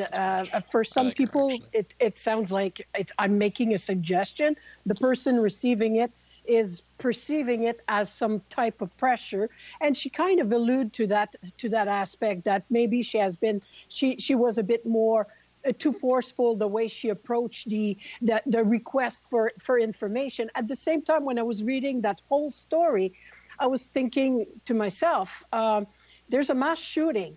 What are the normal questions any government will ask? The Prime Minister included, and the Chief of Police of the RCMP. What guns were used? How many victims? What happened exactly? Give us information, because we'll be in front of journalists and we'll have to answer as much as we can. So there's always, and it seemed from what I read in the file that there was kind of some sense of panic that I could feel, because the change in the number of victims, it was total chaos. It was. I mean, the communications were terrible afterwards. Not. I mean, at the local, like if you think back in the incremental way with which details came out, certainly, and there could have been questions. Definitely, maybe there should have been from the government about what the real details were. But the idea put forth here was that, reveal those details. That they wanted for a reason. They wanted to produce a policy, gun control, and so on and so forth. So I got that. I got that point. I'm not surprised. And again, I am not surprised. Since when are we surprised that governments are addressing a policy through headlines? They know that's going to be the next step. They know that after something like that, people will say we have to be tighter on guns and so on and so forth. So which gun should we forbid? What situation are we facing right here, right now? So I'm not so sure I would make the jump that the Conservatives are making today, but it's for the government to explain it better. What's wrong with just saying, listen, it's a mass shooting. We need to know what type of guns were used. But no, they always skate around, and that's what makes us suspicious of every action that they take. Okay, last word to you on this subject, Jason. That was a very striking statement by Brenda Lucki, I must say. It's in what she said and what she didn't say. She didn't talk about guns. She didn't dispute directly the fact that she had talked about, she had put so that's kind of commentary with the superintendent on guns. She did say she has some regrets about the way she talked and the way she spoke. And she did not, nor did she say that she didn't bring up what the Prime Minister or what the Minister of Public Safety had thought. She's actually much more contrite than one might have suspected in that. So she clearly takes seriously what the superintendent wrote. And let's underline that while this was the excellent reporting from Jennifer Henderson at Halifax Examiner that exposed this, it was based on a handwritten note of a superintendent. And a superintendent is the 5th highest rank in the RCMP. This is not some low-level officer just trying to recall this thing. So it's a very grave suggestions from the superintendent, and she responded with some humility, perhaps, with some contrition toward the way she handled her the senior officer she was talking with. And there are some statements from the RCP that try to put to bed or that wind up putting to bed certain issues. This one probably didn't. Yeah, it will be interesting to see where it goes from here, certainly, and we'll stay on top of any more reaction. I should also note for our audience, we did request an interview with the Commissioner of the RCMP, Brenda Lucki, and our request was denied. South of the border, the U.S. House Committee investigating the January 6th Capitol Hill riot is holding its fourth public hearing today. The panel laid out how former President Donald Trump tried to pressure state Republicans to overturn the 2020 election results. Here's one of them describing his phone conversation with Trump and Trump's lawyer, Rudy Giuliani. I said, you're asking me to do something that's never been done in history, the history of the United States. And I'm going to put my state through that without sufficient proof. And that's going to be good enough with me? That I would put us through that, my state, that I swore to uphold both in Constitution and in law? No, sir. He said, well, that's my suggestion would be just do it and let the courts figure it all out. Bree Jackson is with NBC News. She's in Washington. Hi, Bree. Thanks for making the time for this. What stood out for you today? Actually, a lot of things stood out to me today, including that emotional testimony that you just heard from Arizona's House Speaker, who's also a Republican who supported former President Trump at the time. But one of the key things was just the emotion when people talked about some of the threats they received when it came to trying to overturn election results. We heard from an election worker who talked about death threats and other harassments she received because she was the target of one of the conspiracy theories around these false election fraud claims. So that was something that really just stood out, whether it was from the speaker there or from other people that testified, was just the emotion, the human toll that the conspiracy theories took on the people involved. And what about what happens next? This was the fourth hearing, as we were detailing. How do things proceed from here, and what are your expectations as far as that goes?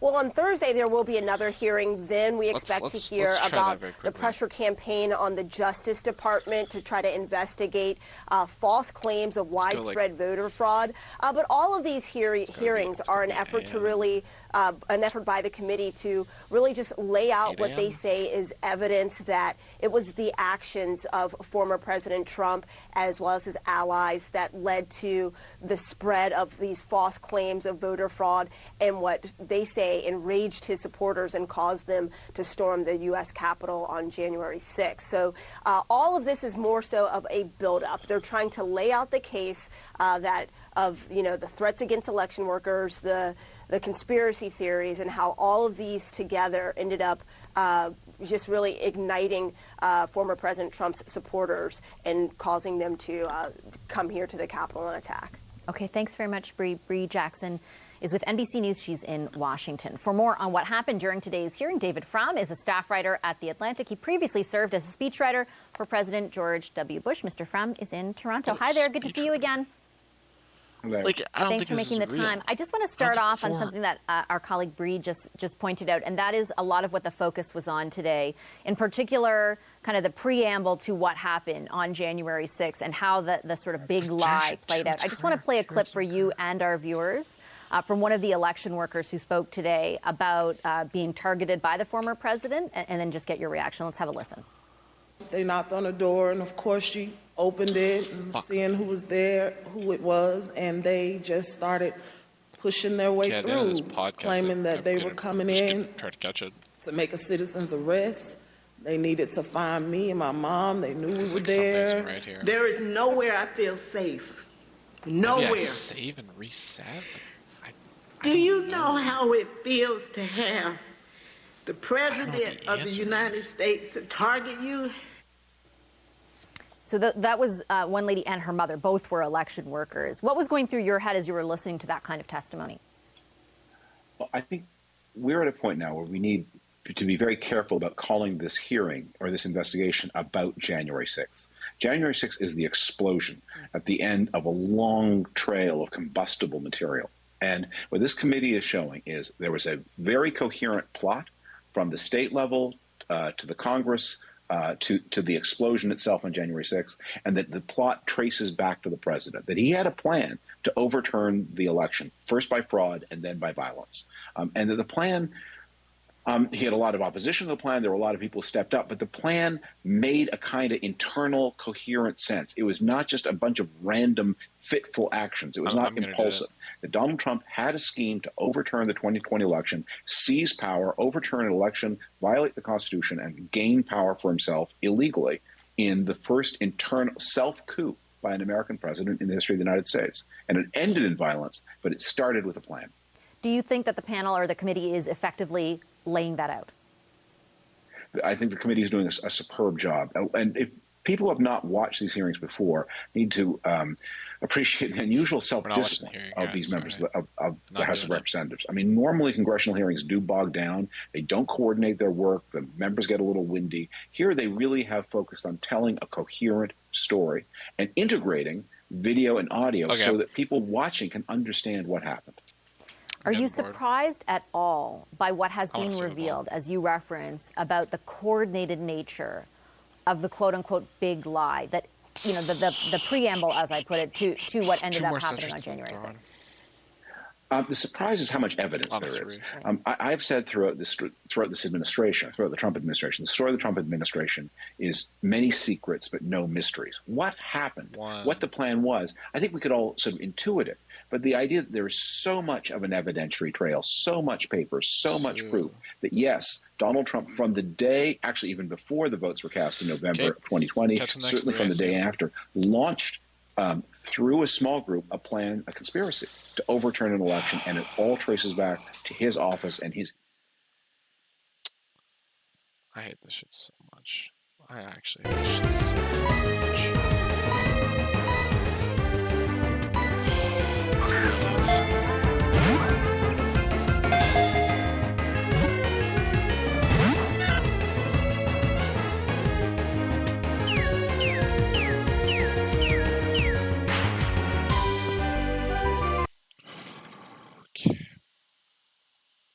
Wait, Center has foresight?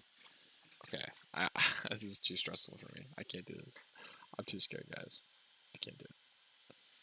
Yeah, it's foresight. Scratch. You want defense curl, but they don't exist.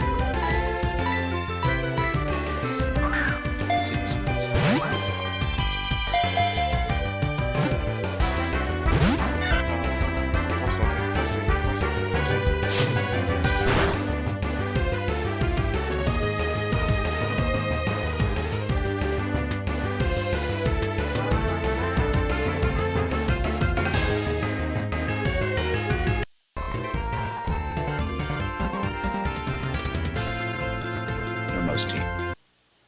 And do you ultimately think there will be a consequence to that?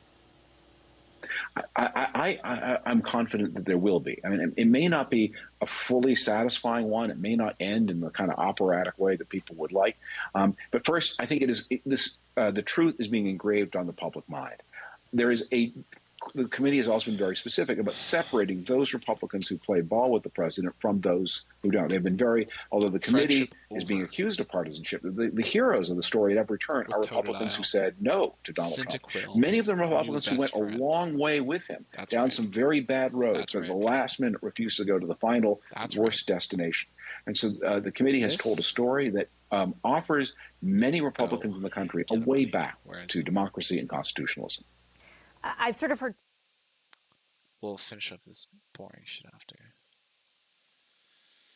Removing the croc. He's gone. You guys didn't get to see him, but here is Croc and Oswald. Remove. Okay. Now we need to find Cinequill.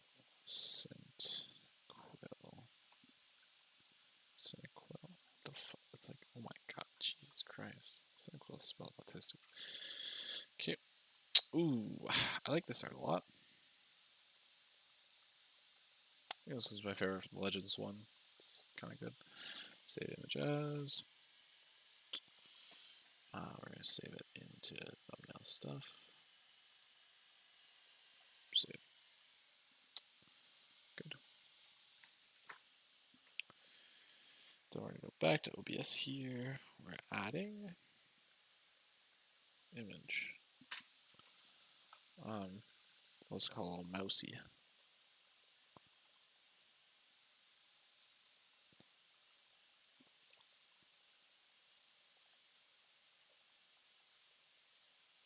What should I call him? I'll just call him Cynical.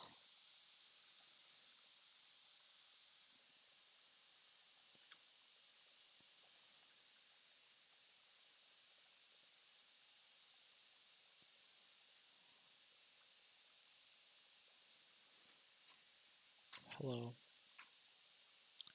Hello, friend.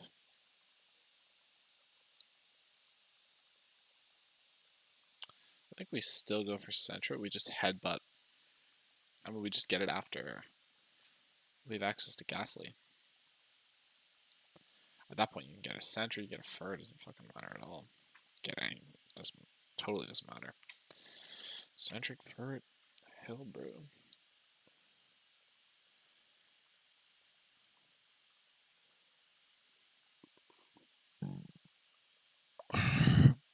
But then how do you get the Ghastly without being part normal type? Is the only thing. Like, you kind of need to have a normal type for the Ghastly.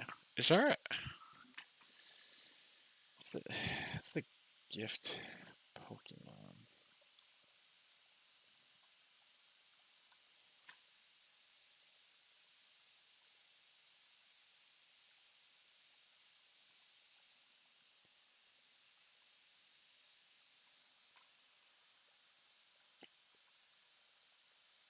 I think you get like Gift Eevee. You get Gift Togepi.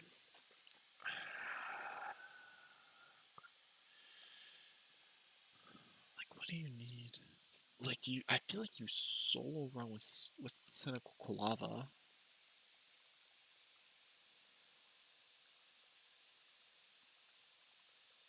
Yeah, you solo run with Cynical. And then you build a versus your team after. Because Cynical's like low-key really good. Okay. We're doing Cynical.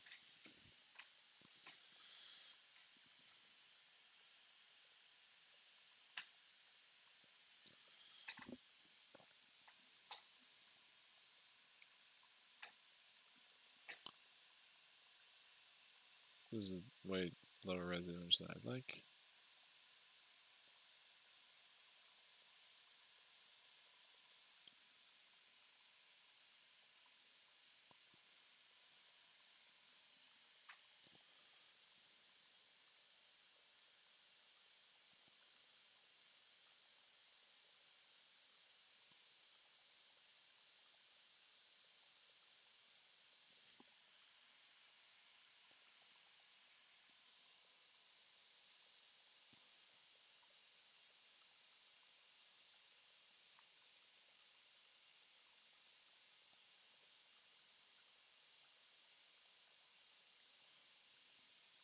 I think we're cutting the rat out of our life. I think the rat's gone too. I think the rats are gone. Well, this is just a sneak preview. What's to come. I think we move Haunter Ghastly up. Let's unlock all these.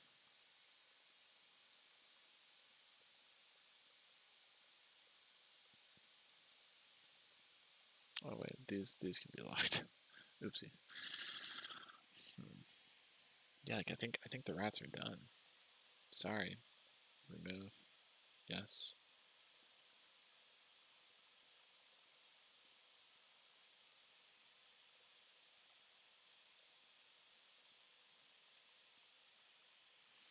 I think we just move Spinnerack. No, wait, we don't even get Spinnerack until way late now.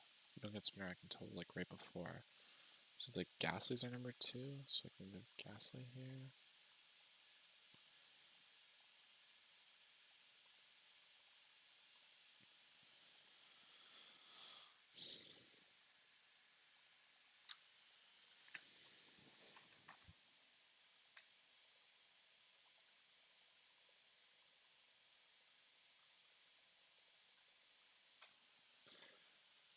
Then Spinnerack Loki gets moved down here.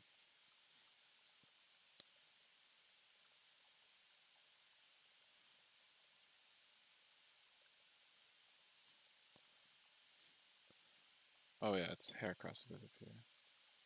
Then you. Then you here.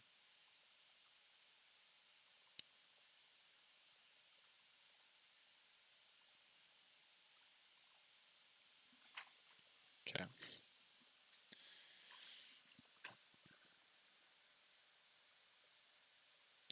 Not sure if you can tell, this is in fact not the current team.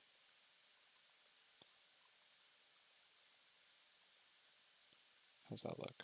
Just Kalava. He could be a bit bigger.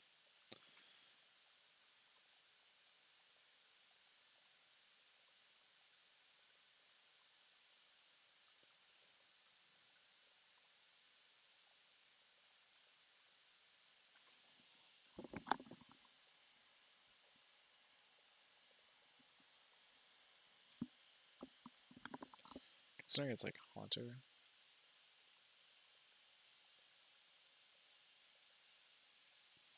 Yeah, you can be a bit larger, buddy.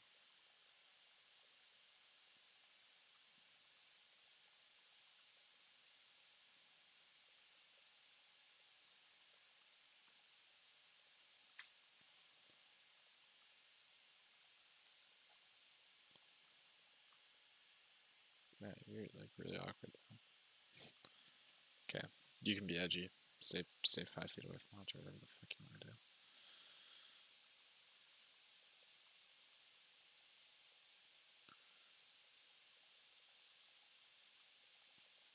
Those spiders are gone. Hera. Pop, pop. Okay. Also, this text. Text.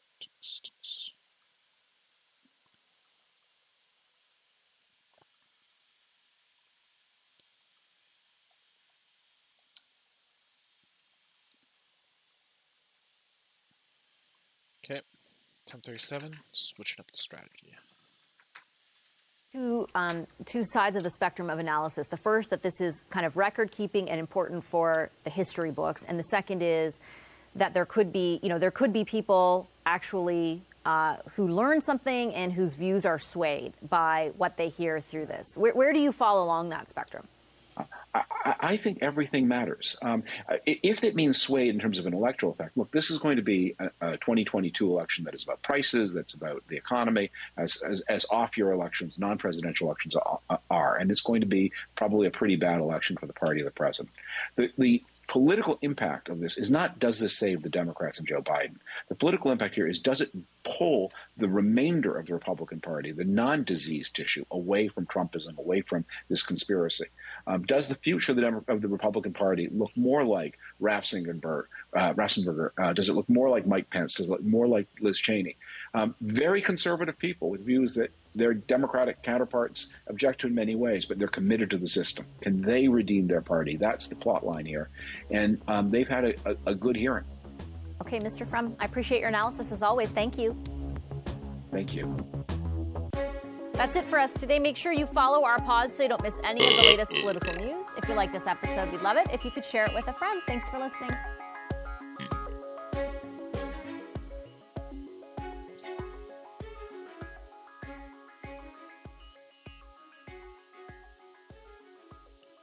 The cynical attempt. The good ending. Wait, is this shit cynical? For more CBC podcasts, go to cbc.ca/podcast. Just, it's fine.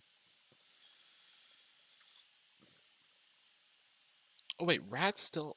Why the fuck did I do that? You still need Rattata. Do you?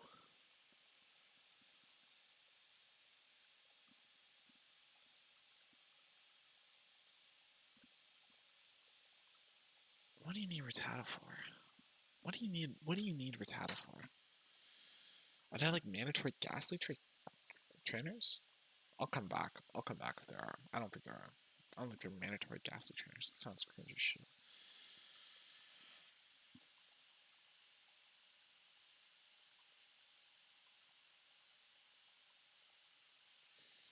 Also, I get exacts now. Okay. What's it over here? Let's see what DGG, anything happening? Anything happening here on YouTube? Quick content. Oh, my internet is so bad. It's so bad. We're getting on 2 hours too. Probably should go to bed soon. It's like 3 a.m. Even though it says 2 p.m., it is 3 a.m.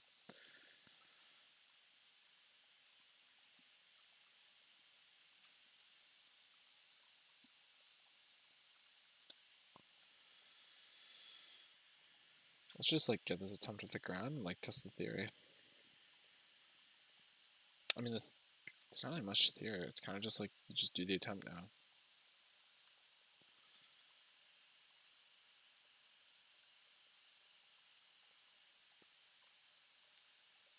Try not to get outsped by a Pidgey.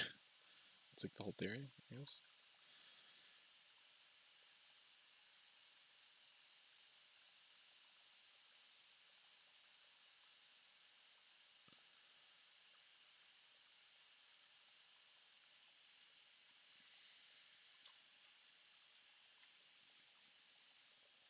Hello, YouTube. I guess all my bandwidth is being used right now to stream. So I'm doing an all black Pokemon run of Ultra, like like Pokemon of different, what's it called, like technical colors or whatever, some like cringe shit like that. You can do Nuzlocke of pure colors, and black is a really fun one because like it's actually super doable. You get Pikipek early on. Pikipek is like kind of broken. It's like base 70. Pikipek is base like stupid attack. It's just broke. It's like base 75, and you get Prick Break, so you can just like beat Smeargle, but you need to like it's still close. Like it's not certain. And then also yeah, you beat Smeargle. And then like all the trials are actually pretty fun too. You get really interesting Pokemon. You get Pikipek, Rattata, Spupa. Spupa can be used in really fun ways. Spupa's like it's basically just like a troll. Like it's okay if you sack it, something in the world. Like it's like meant to be sacked at some point in the game. I haven't decided when I'm gonna sack it. I thought it was about sacking it for oh wait, no, I did sack it. It's dead. Yeah, I straight up did sack it. Never mind. The thing's dead. Never mind. Never mind. My Spupa is gone. Oopsie. Yeah, bye bye Spupa. I forgot about that. Yeah, Spupa's dead. So you basically leave like four like good Pokemon. You leave with Pikipek, Rattata, Murkrow, and Mawile. The Mawile's like damn, that's kind of crazy. And then you have to play through a lot of the game, and then you get Pyukumuku Salandit before the fire trial. And Pyukumuku, honestly, is totally useless. But it makes the thing doable. It makes what's it called? It makes Ultra Necrozma doable. Ultra Necrozma isn't winnable unless you have Pyukumuku. Like it's just straight up, you just can't do it. It's just like not doable.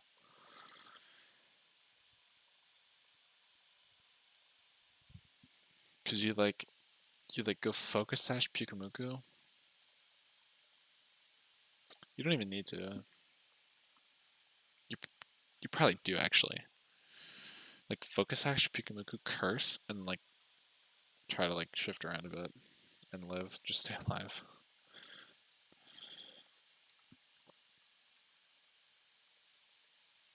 Nice thing about this too is I can burn bugs. Like all these bugs can just die.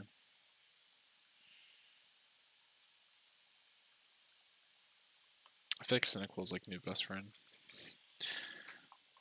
Friendship over with. Cynical new best friend. That's the best. Remember the double fly strat? I was watching an old clip of me, and I was like, is when I realized I had to get geodid, and I was like, oh, how do you do this? Like, this doesn't seem possible.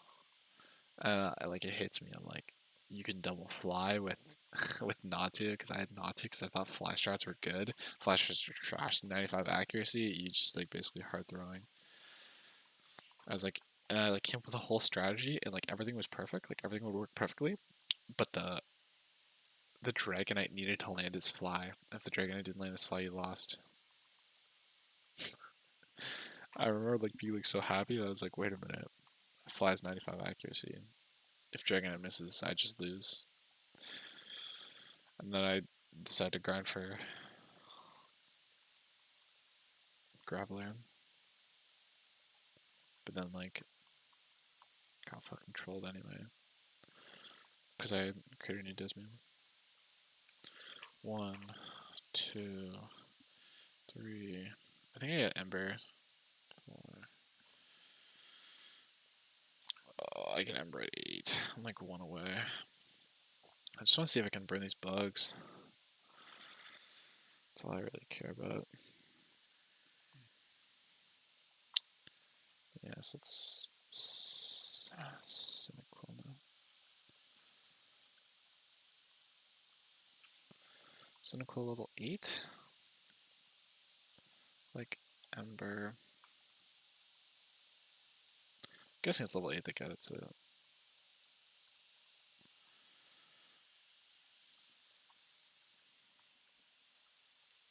Man, Toby being fairy type loses you the run. It's kind of funny to think about.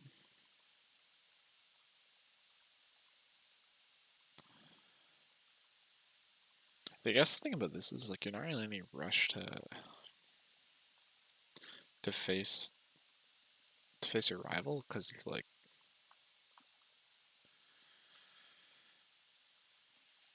I might just lose here.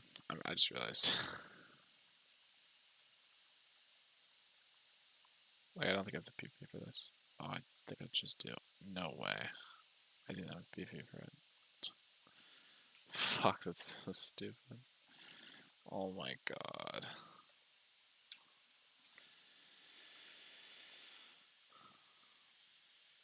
I must have got a crit somewhere in the last one. It's like 15 during the day.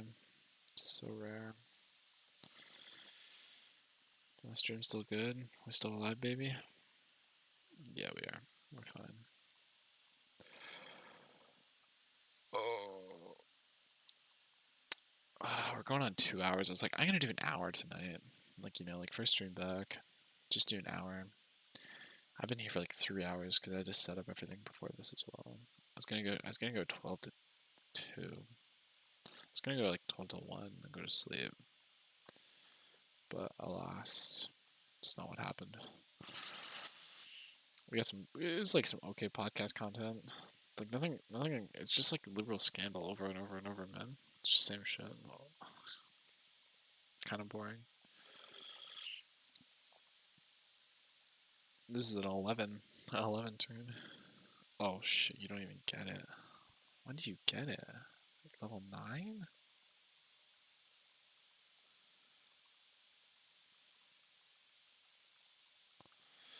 Liberal scandal, NATO money.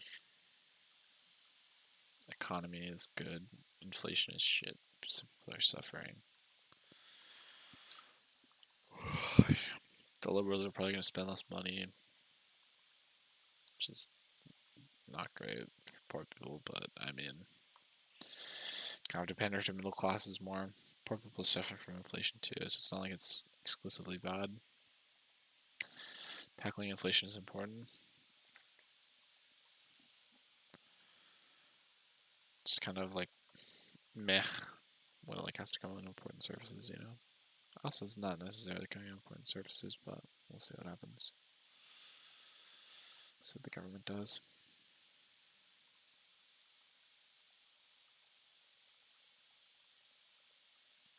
Please tell me. Oh my god, it's level 10. Oh my god, are you fucking serious? It might be 12. We got water gun at like 8, didn't we? 7? You get water gun at like 7. And you need a move to, because you can't like kill these. I can't kill these things even if I was level 100, because tackle's 95 accuracy in this game. It's not scratch.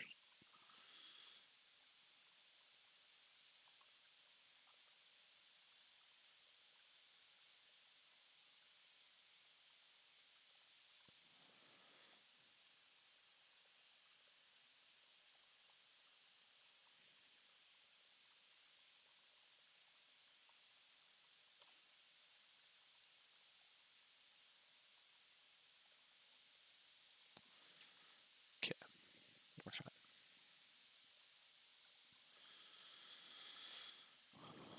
Oh, that hurt. That hurt a lot.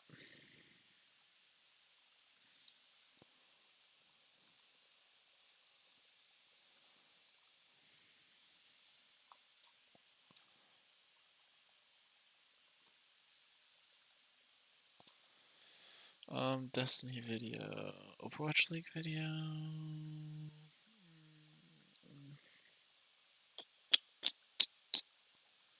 Destiny reacts. Okay, it was like an 18-minute video. Dave Rubin just said something unbelievably stupid. Let's see what the response is. Could it be even more stupid? Populism versus populism. Here we go, boys. Dave Rubin decided to give everybody access to his very big a brain and tell everybody about his glorious genius economic theories. So let's take a look at that. Oh no. If the government can just print money, right, and deficits mean nothing, then money doesn't mean anything. It's the stuff we Oh wait, I need to be like 0 quality. actually produce. What would really be the best way to get the economy going right now? It is so obvious and so easy, and that's why it's never discussed. You know what you do? You'd cut government spending and you'd cut taxes, period. How about we cut taxes on literally every single person in the United States? Everybody. I'm literally just throwing this out. Okay, first of all, Dave Rubin is just so stupid. The whole point is that we're spending way too much fucking money right now. Wouldn't cutting taxes be a bad thing? Wouldn't that just increase inflation? Now we have even more dollars chasing fewer products. Like, wouldn't that exacerbate problems even more? Cutting government spending in some ways, if you're talking about stimulus, maybe, but like... Crazy Dave with one of his crazy proclamations. How about we cut taxes 25% on every single person? Every single person across the board, federal, state, local, whatever it might be. It's just, this is like the conservative answer to everything. It's like cut taxes, cut government spending. It's just not, there's like nothing. You're going to have 25% more money to do whatever you want with. Do you think that might get the economy going? Because then people would... The economy is going. The economy's going too much. That's the problem, Dave. Start spending more money again, and as people spend more money, then the prices of things, because there's more economic activity, might go down. But they'll never do that, right? They'll never do that. What they'll say is, oh, we'll print... if people are spending more money, then prices will go down. Where is the connection? What? If there is a given number of supply available, and then more dollars becomes available, then necessarily inflation will follow, unless there's some other modifying effect going on, or some other some other effect has gone. It's just like it doesn't even make sense. Like even like the really basic, like I'm drawing the 2 lines on the supply demand thing and watching the curve move. Like more money will somehow give you more money, or if we could just punish billionaires more. They'll never talk about their own spending. How about we just starve the beast? That's the answer. So I needless to say, I have a oh boy. Yes. Naughty. How can we now? Let's see. So Dave Rubin just said something unbelievably stupid. Let's see what the response is. Could it be even more stupid? Populism versus populism. Here we go, boys. He says, his plan to get the economy going is cut government spending and cut taxes. What he doesn't appear to recognize at all is that if you cut government spending, that is confiscatory to the private economy. In other words, public deficits equal private expansion. Right. That's the whole point of when you run a public deficit, it's to get the private economy going. Yes. And he flips it. He says, no, if you cut government spending, that somehow makes the economy expand. There's no economic theory which backs up what he's saying, which is, so he likes to fancy himself more along the school of thought of, Ayn Rand. Okay, it's like kind of true, but like the whole point is that the government has probably pumped too much money into the economy so far. That's the point of like bringing the, like, I don't understand. People here, I think people think that like economy bad and economy good are the only two ways to describe the economy. Like, I don't know if Rage Pop or Irk would agree with this. Like, I wouldn't say right now, we're a Rage Pop and Irk. I wouldn't say right now that we have like a bad economy, right? The problem is just that like there's inflation. That doesn't necessarily mean the economy is bad, right? Like job markets seem fine. The CPI is just like exploding. Or maybe you don't like the CPI. Maybe there's another index you'd use. But like, it's not. I don't think there's an idea that like, oh, the economy sucks. That's not true. There's just a lot of inflation. We need to like reduce spending on things for a little bit. Joe Biden is a strike. Thank you, Rage Pope. I don't know where Irk is. Irk usually never says dumb shit.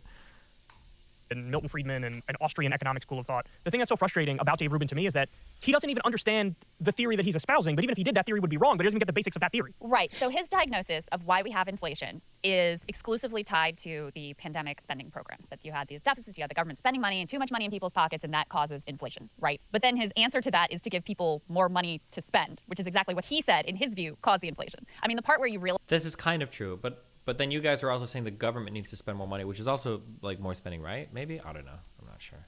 Realize how mind-numbingly stupid what he's saying is when he says, as people spend more money, the prices of things will go down. That doesn't make sense. That's true. That doesn't make any sense. Which is like the polar opposite of just like the day one thing you learn in economics about supply and demand. People have more money, they spend more money. Oh, that causes the prices to go up. Now, what he obviously leaves completely out of any of this analysis is the fact that, one of the major factors, not the only factor, but one of the major factors in inflation has in fact been corporate price gouging. And the fact that you have this monopoly pricing power across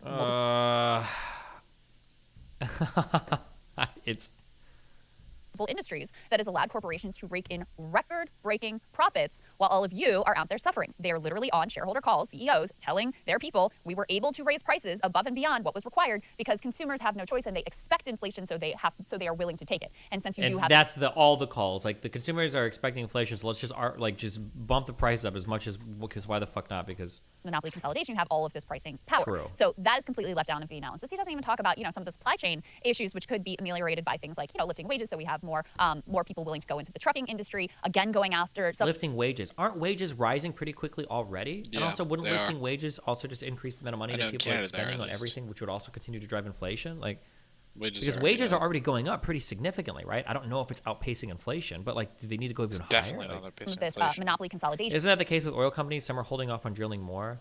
I don't remember if I watched this video on stream or not. 3.9. But there's like gonna be the 7. oil shit is like very weird. I'd have to watch it. If you really want to be simplistic about it, you can say that like, yeah, oil companies have decided to stop drilling.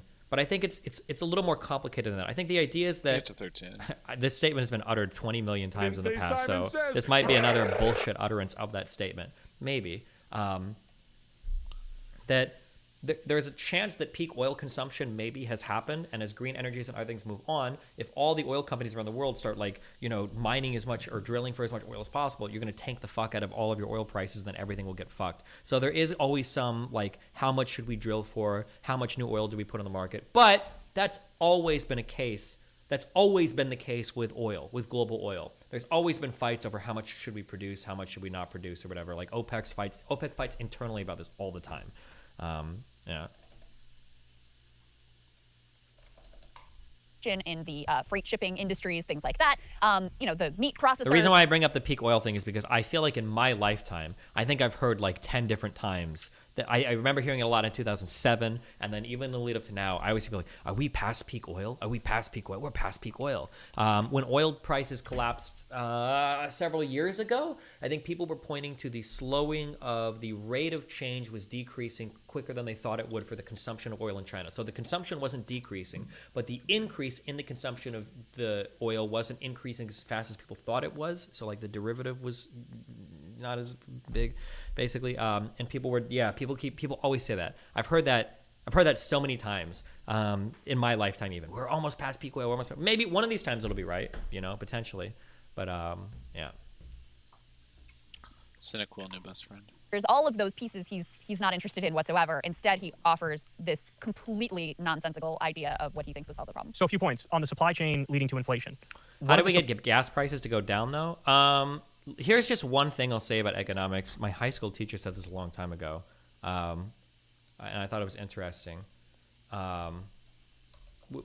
Keep this in mind, okay? You will never run out of oil. The planet will never, ever, ever, ever, ever run out of oil. It is impossible with how economics works, because as the amount of oil decreases, the price will increase. The final barrel of oil will never be sold, right? So when you're talking about like how do you get gas prices to go down, though, my refills are $100 now. Like depending on the competition in oil markets with green energy, like I imagine that you're never going to be in a state where oil companies are going to be like, we got to drill, bring it down like $50 a barrel or whatever. Like that's just not going to happen. I think right now oil companies are hedging their future drilling, and they're basically just like returning profits to shareholders and then waiting for it to phase out, maybe. Yeah. That's what I've heard recently. I don't know how true that it's going to be on a macro level or what's going to happen, but Cynical level's a 14 now. Didn't say Simon Says. It's like 14 or 16. This kills now. Solutions on that is, well, switch up the supply chain, do more manufacturing here in the U.S. so you're not dependent on foreign countries to do it. Now, in order to do that, you need to bring back protectionist policies, which flies in the face of free trade dogma, which is part and parcel of his ideology. Right. So I'll ask Dave, hey, man, do you want to combat inflation by fighting back against the supply chain crisis? Just said was a little stupid. Because it's not about the last barrel of oil being sold. It's the fact that, like, people will get priced out of it, essentially. Yeah, I was right. It does have level 14. Damn. You know what that means. First evolution, baby. Goodbye, Cinequil. Hello, Quilava. Feel strong.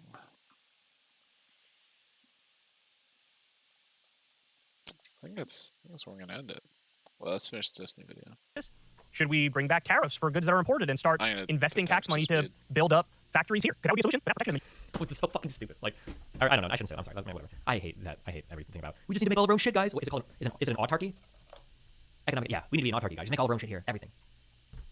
Destiny, what about non-energy uses for oil? I could be wrong, and I'm totally pulling this out my ass. My assumption is that like when it comes to like a barrel of oil, like 85% of it is like used for energy purposes. That might not be true though. Maybe it's actually way less. What percentage of a barrel of oil is used? Because I know you're getting like petrol or plastic and shit out of it, or petroleum-based products. How much of a barrel of oil is used for energy?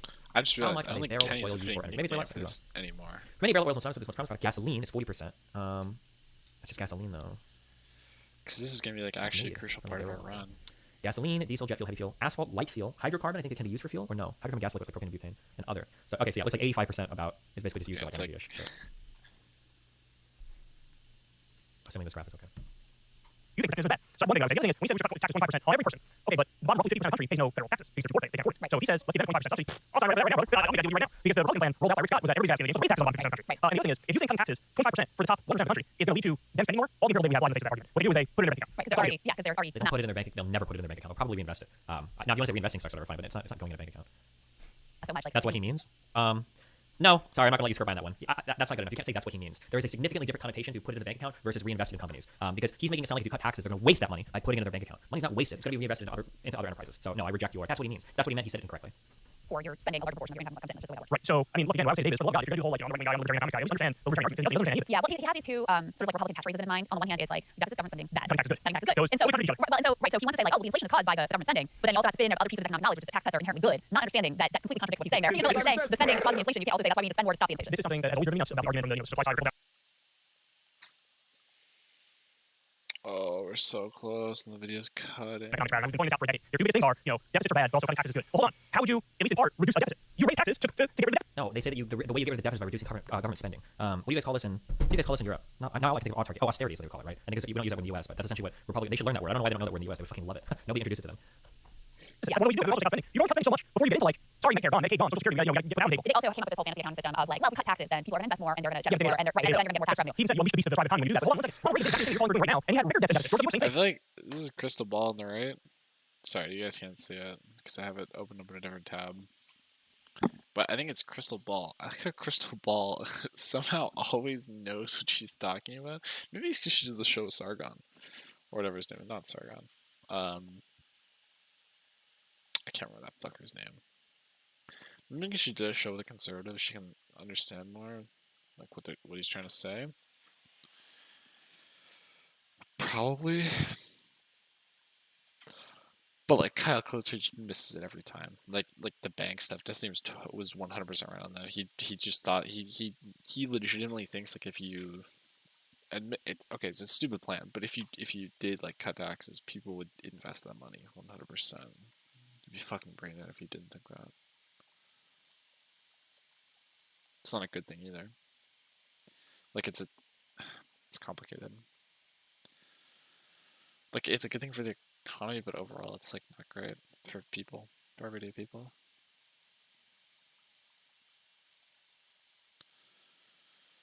Because government has no money.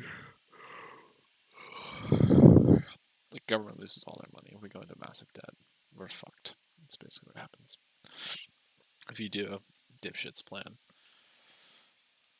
Probably our economy, we're probably overstimulating all our markets as well at that point. It would actually just, I can't even imagine. It would just like fuck everything. Okay.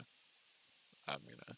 Bush tax that was right on the philosophy that he's put out there. And George Bush had over $1 billion and annual administration. This idea that no, actually, you increase the tax rate. That never comes to fruition. It was just not true. They used this like fancy math calculating system where they just made it up. Yeah. And they never acknowledged it. It also, somehow he imagines money in people's hands when it's like the government gives you like a stimulus check. That's bad. But money in your hands, that's somehow totally different and good. It has some completely opposite effects on the economy somehow, on inflation somehow. It's critical. He doesn't understand any of this. He doesn't understand any of it. He's just like the world's laziest propagandist. That's ironic. What does it say about the country? Well, it's not about the country. It's about the niche he found. So his whole thing was like, look, I was part of TYT, and so I was this progressive guy, I was a Bernie Sanders guy, and then I saw the light, and I saw that these progressives are crazy. And then what happens over time? He inched over time to the right. At first he went from like, I'm on the left to like, they're not liberal to like, they're not centrist to now it's, he doesn't have the fact that he's basically a conservative Republican, But it was people on the right are gonna love that conversion story. They're gonna love the idea like, Laffer curve is technically true, but applied in the most zero IQ fashion system. It shouldn't be talking about reality. I think the problem is that let me talk about something I've never said before. I think the problem with the Laffer curve is that it's like there's like 20, like everything in economics, there's like 20 trillion different variables that will affect it. Like if we shift the actual like posted tax rates for anything, the economy and people can move their finances around in ways that will always kind of like battle around whatever the new rates are. They might change the way they spend, they might change the way they save, they might change the types of companies they invest in. You'll like it's not like, oh, we've increased taxes by 5%, the Laffer curve predicts that we're gonna make this before income, and we can map it on. Like there's a graph that somebody can post this or find this percentage of GDP collected via tax compared to marginal rate United States. I'm not gonna find this fucking graph, but I think it basically goes on to say that like more or less the amount of taxes that we've like collected have like always been about the same. Oh shit, is it the first one? Is it this? Am I making this up? So like even when the posted rates are like really high, this is going to top margins, we like always collect like basically around like 18-19% in taxes of our GDP. It's just like basically always what we collect. I've heard this argument before a few times. I don't know if anybody's fought against this. Noah Smith talked with another guy how like, oh well, if you tax something's more, something's less. People generally just don't care. They either spend a little bit differently or they'll shift money around a little bit more. But at the end of the day, it's not making this huge difference in terms of the government collecting more in tax revenue. Okay. Basically, find these. But the Laffer curve just demonstrated that what maximum tax rates could be before diminishing returns. I think the Laffer curve just says that depending on what your rate of taxation is, it will influence the amount of taxes that you collect. So there's some ideal tax rate where if you shift to the left more and your tax rate is lower, you're collecting less, and if you shift it more to the right, then you're collecting less because you're discouraging economic activity or something. So there's like an idealized. I think it's a parabolic thing. I might just make all of that. Hold on. Oh yeah, here it is. Okay. So obviously, like at 0% taxation, you're collecting no tax because you're not taxing anybody, and at 100% taxation, you're collecting no tax because now you discourage all economic activity. So there's some idealized thing in the middle. But the reality is that like the variables that are going to go into this curve are going to be unimaginably fucking complicated. So I don't even know. Why is it? Out that's written in a paper with like 72 different Greek characters to describe some formula that would be able to The thing that's crazy about the Laffer curve discussions is Republicans assume that evidence that the tax rate is to the right of the peak. Well, yeah, but I mean, progressives always assume to the left, right? Everybody has their assumption. Every Democrat is going to say, oh, we're down here on the Laffer curve. Every Republican say, oh, we're up on the Laffer curve. It's like whatever. Is tax proportion of GDP a good statistic? Obviously, GDP and certain things, GDP is high versus low, right? I don't know, dude. Go find more graphs then, bitch.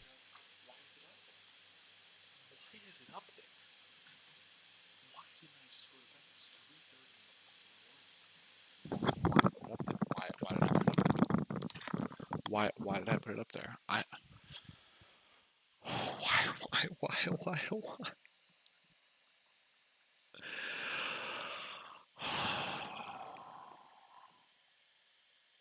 I haven't even done the fucking Chikorita fight. I hate this game so fucking much. Okay, that's it for me. I'm calling it. I guess we're on 8 now.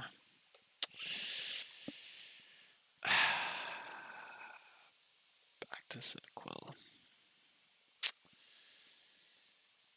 What did this dipshit say the last like? Yeah, but I mean, progressive socialism is because now you discourage all economic activity. So there's some idealized thing in the middle. But the reality is that like the variables that are going to go into this curve are going to be unimaginably fucking complicated, such that I don't even know if you can measure it. Although I'm sure there's some loser out there that's written a paper with like 72 different Greek characters to describe some formula that would be able to predict where it is. Fuck them.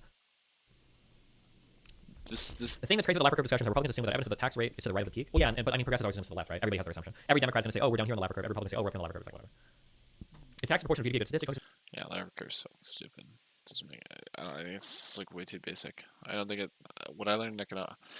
Okay, it's in 101, so it's basically useless. Econ 101 is basically useless. It's the Laffer curve is like kind of outdated. I think like it's kind of good, but it's also very hard to figure out where it is. Like it's impossible to know where it is. You just sort of silly we think it exists, we have no clue like where it is. We can't actually find it. So I don't know. Okay, that was day one. Goodbye. We're gonna listen to what's it called? What's that show called? The Strategist tomorrow. So more interesting content then. Probably play some Overwatch 2. Not Overwatch 2. Overwatch. Like I have a DPS account now that I just recently bought because you need to buy the game again to get Overwatch 2 early. So we're probably gonna grind up some hype McCree gameplay in between, because DPS case takes forever. So I'll just grind and then play the game. I have to set up that scene because I don't know how it works right now. Okay.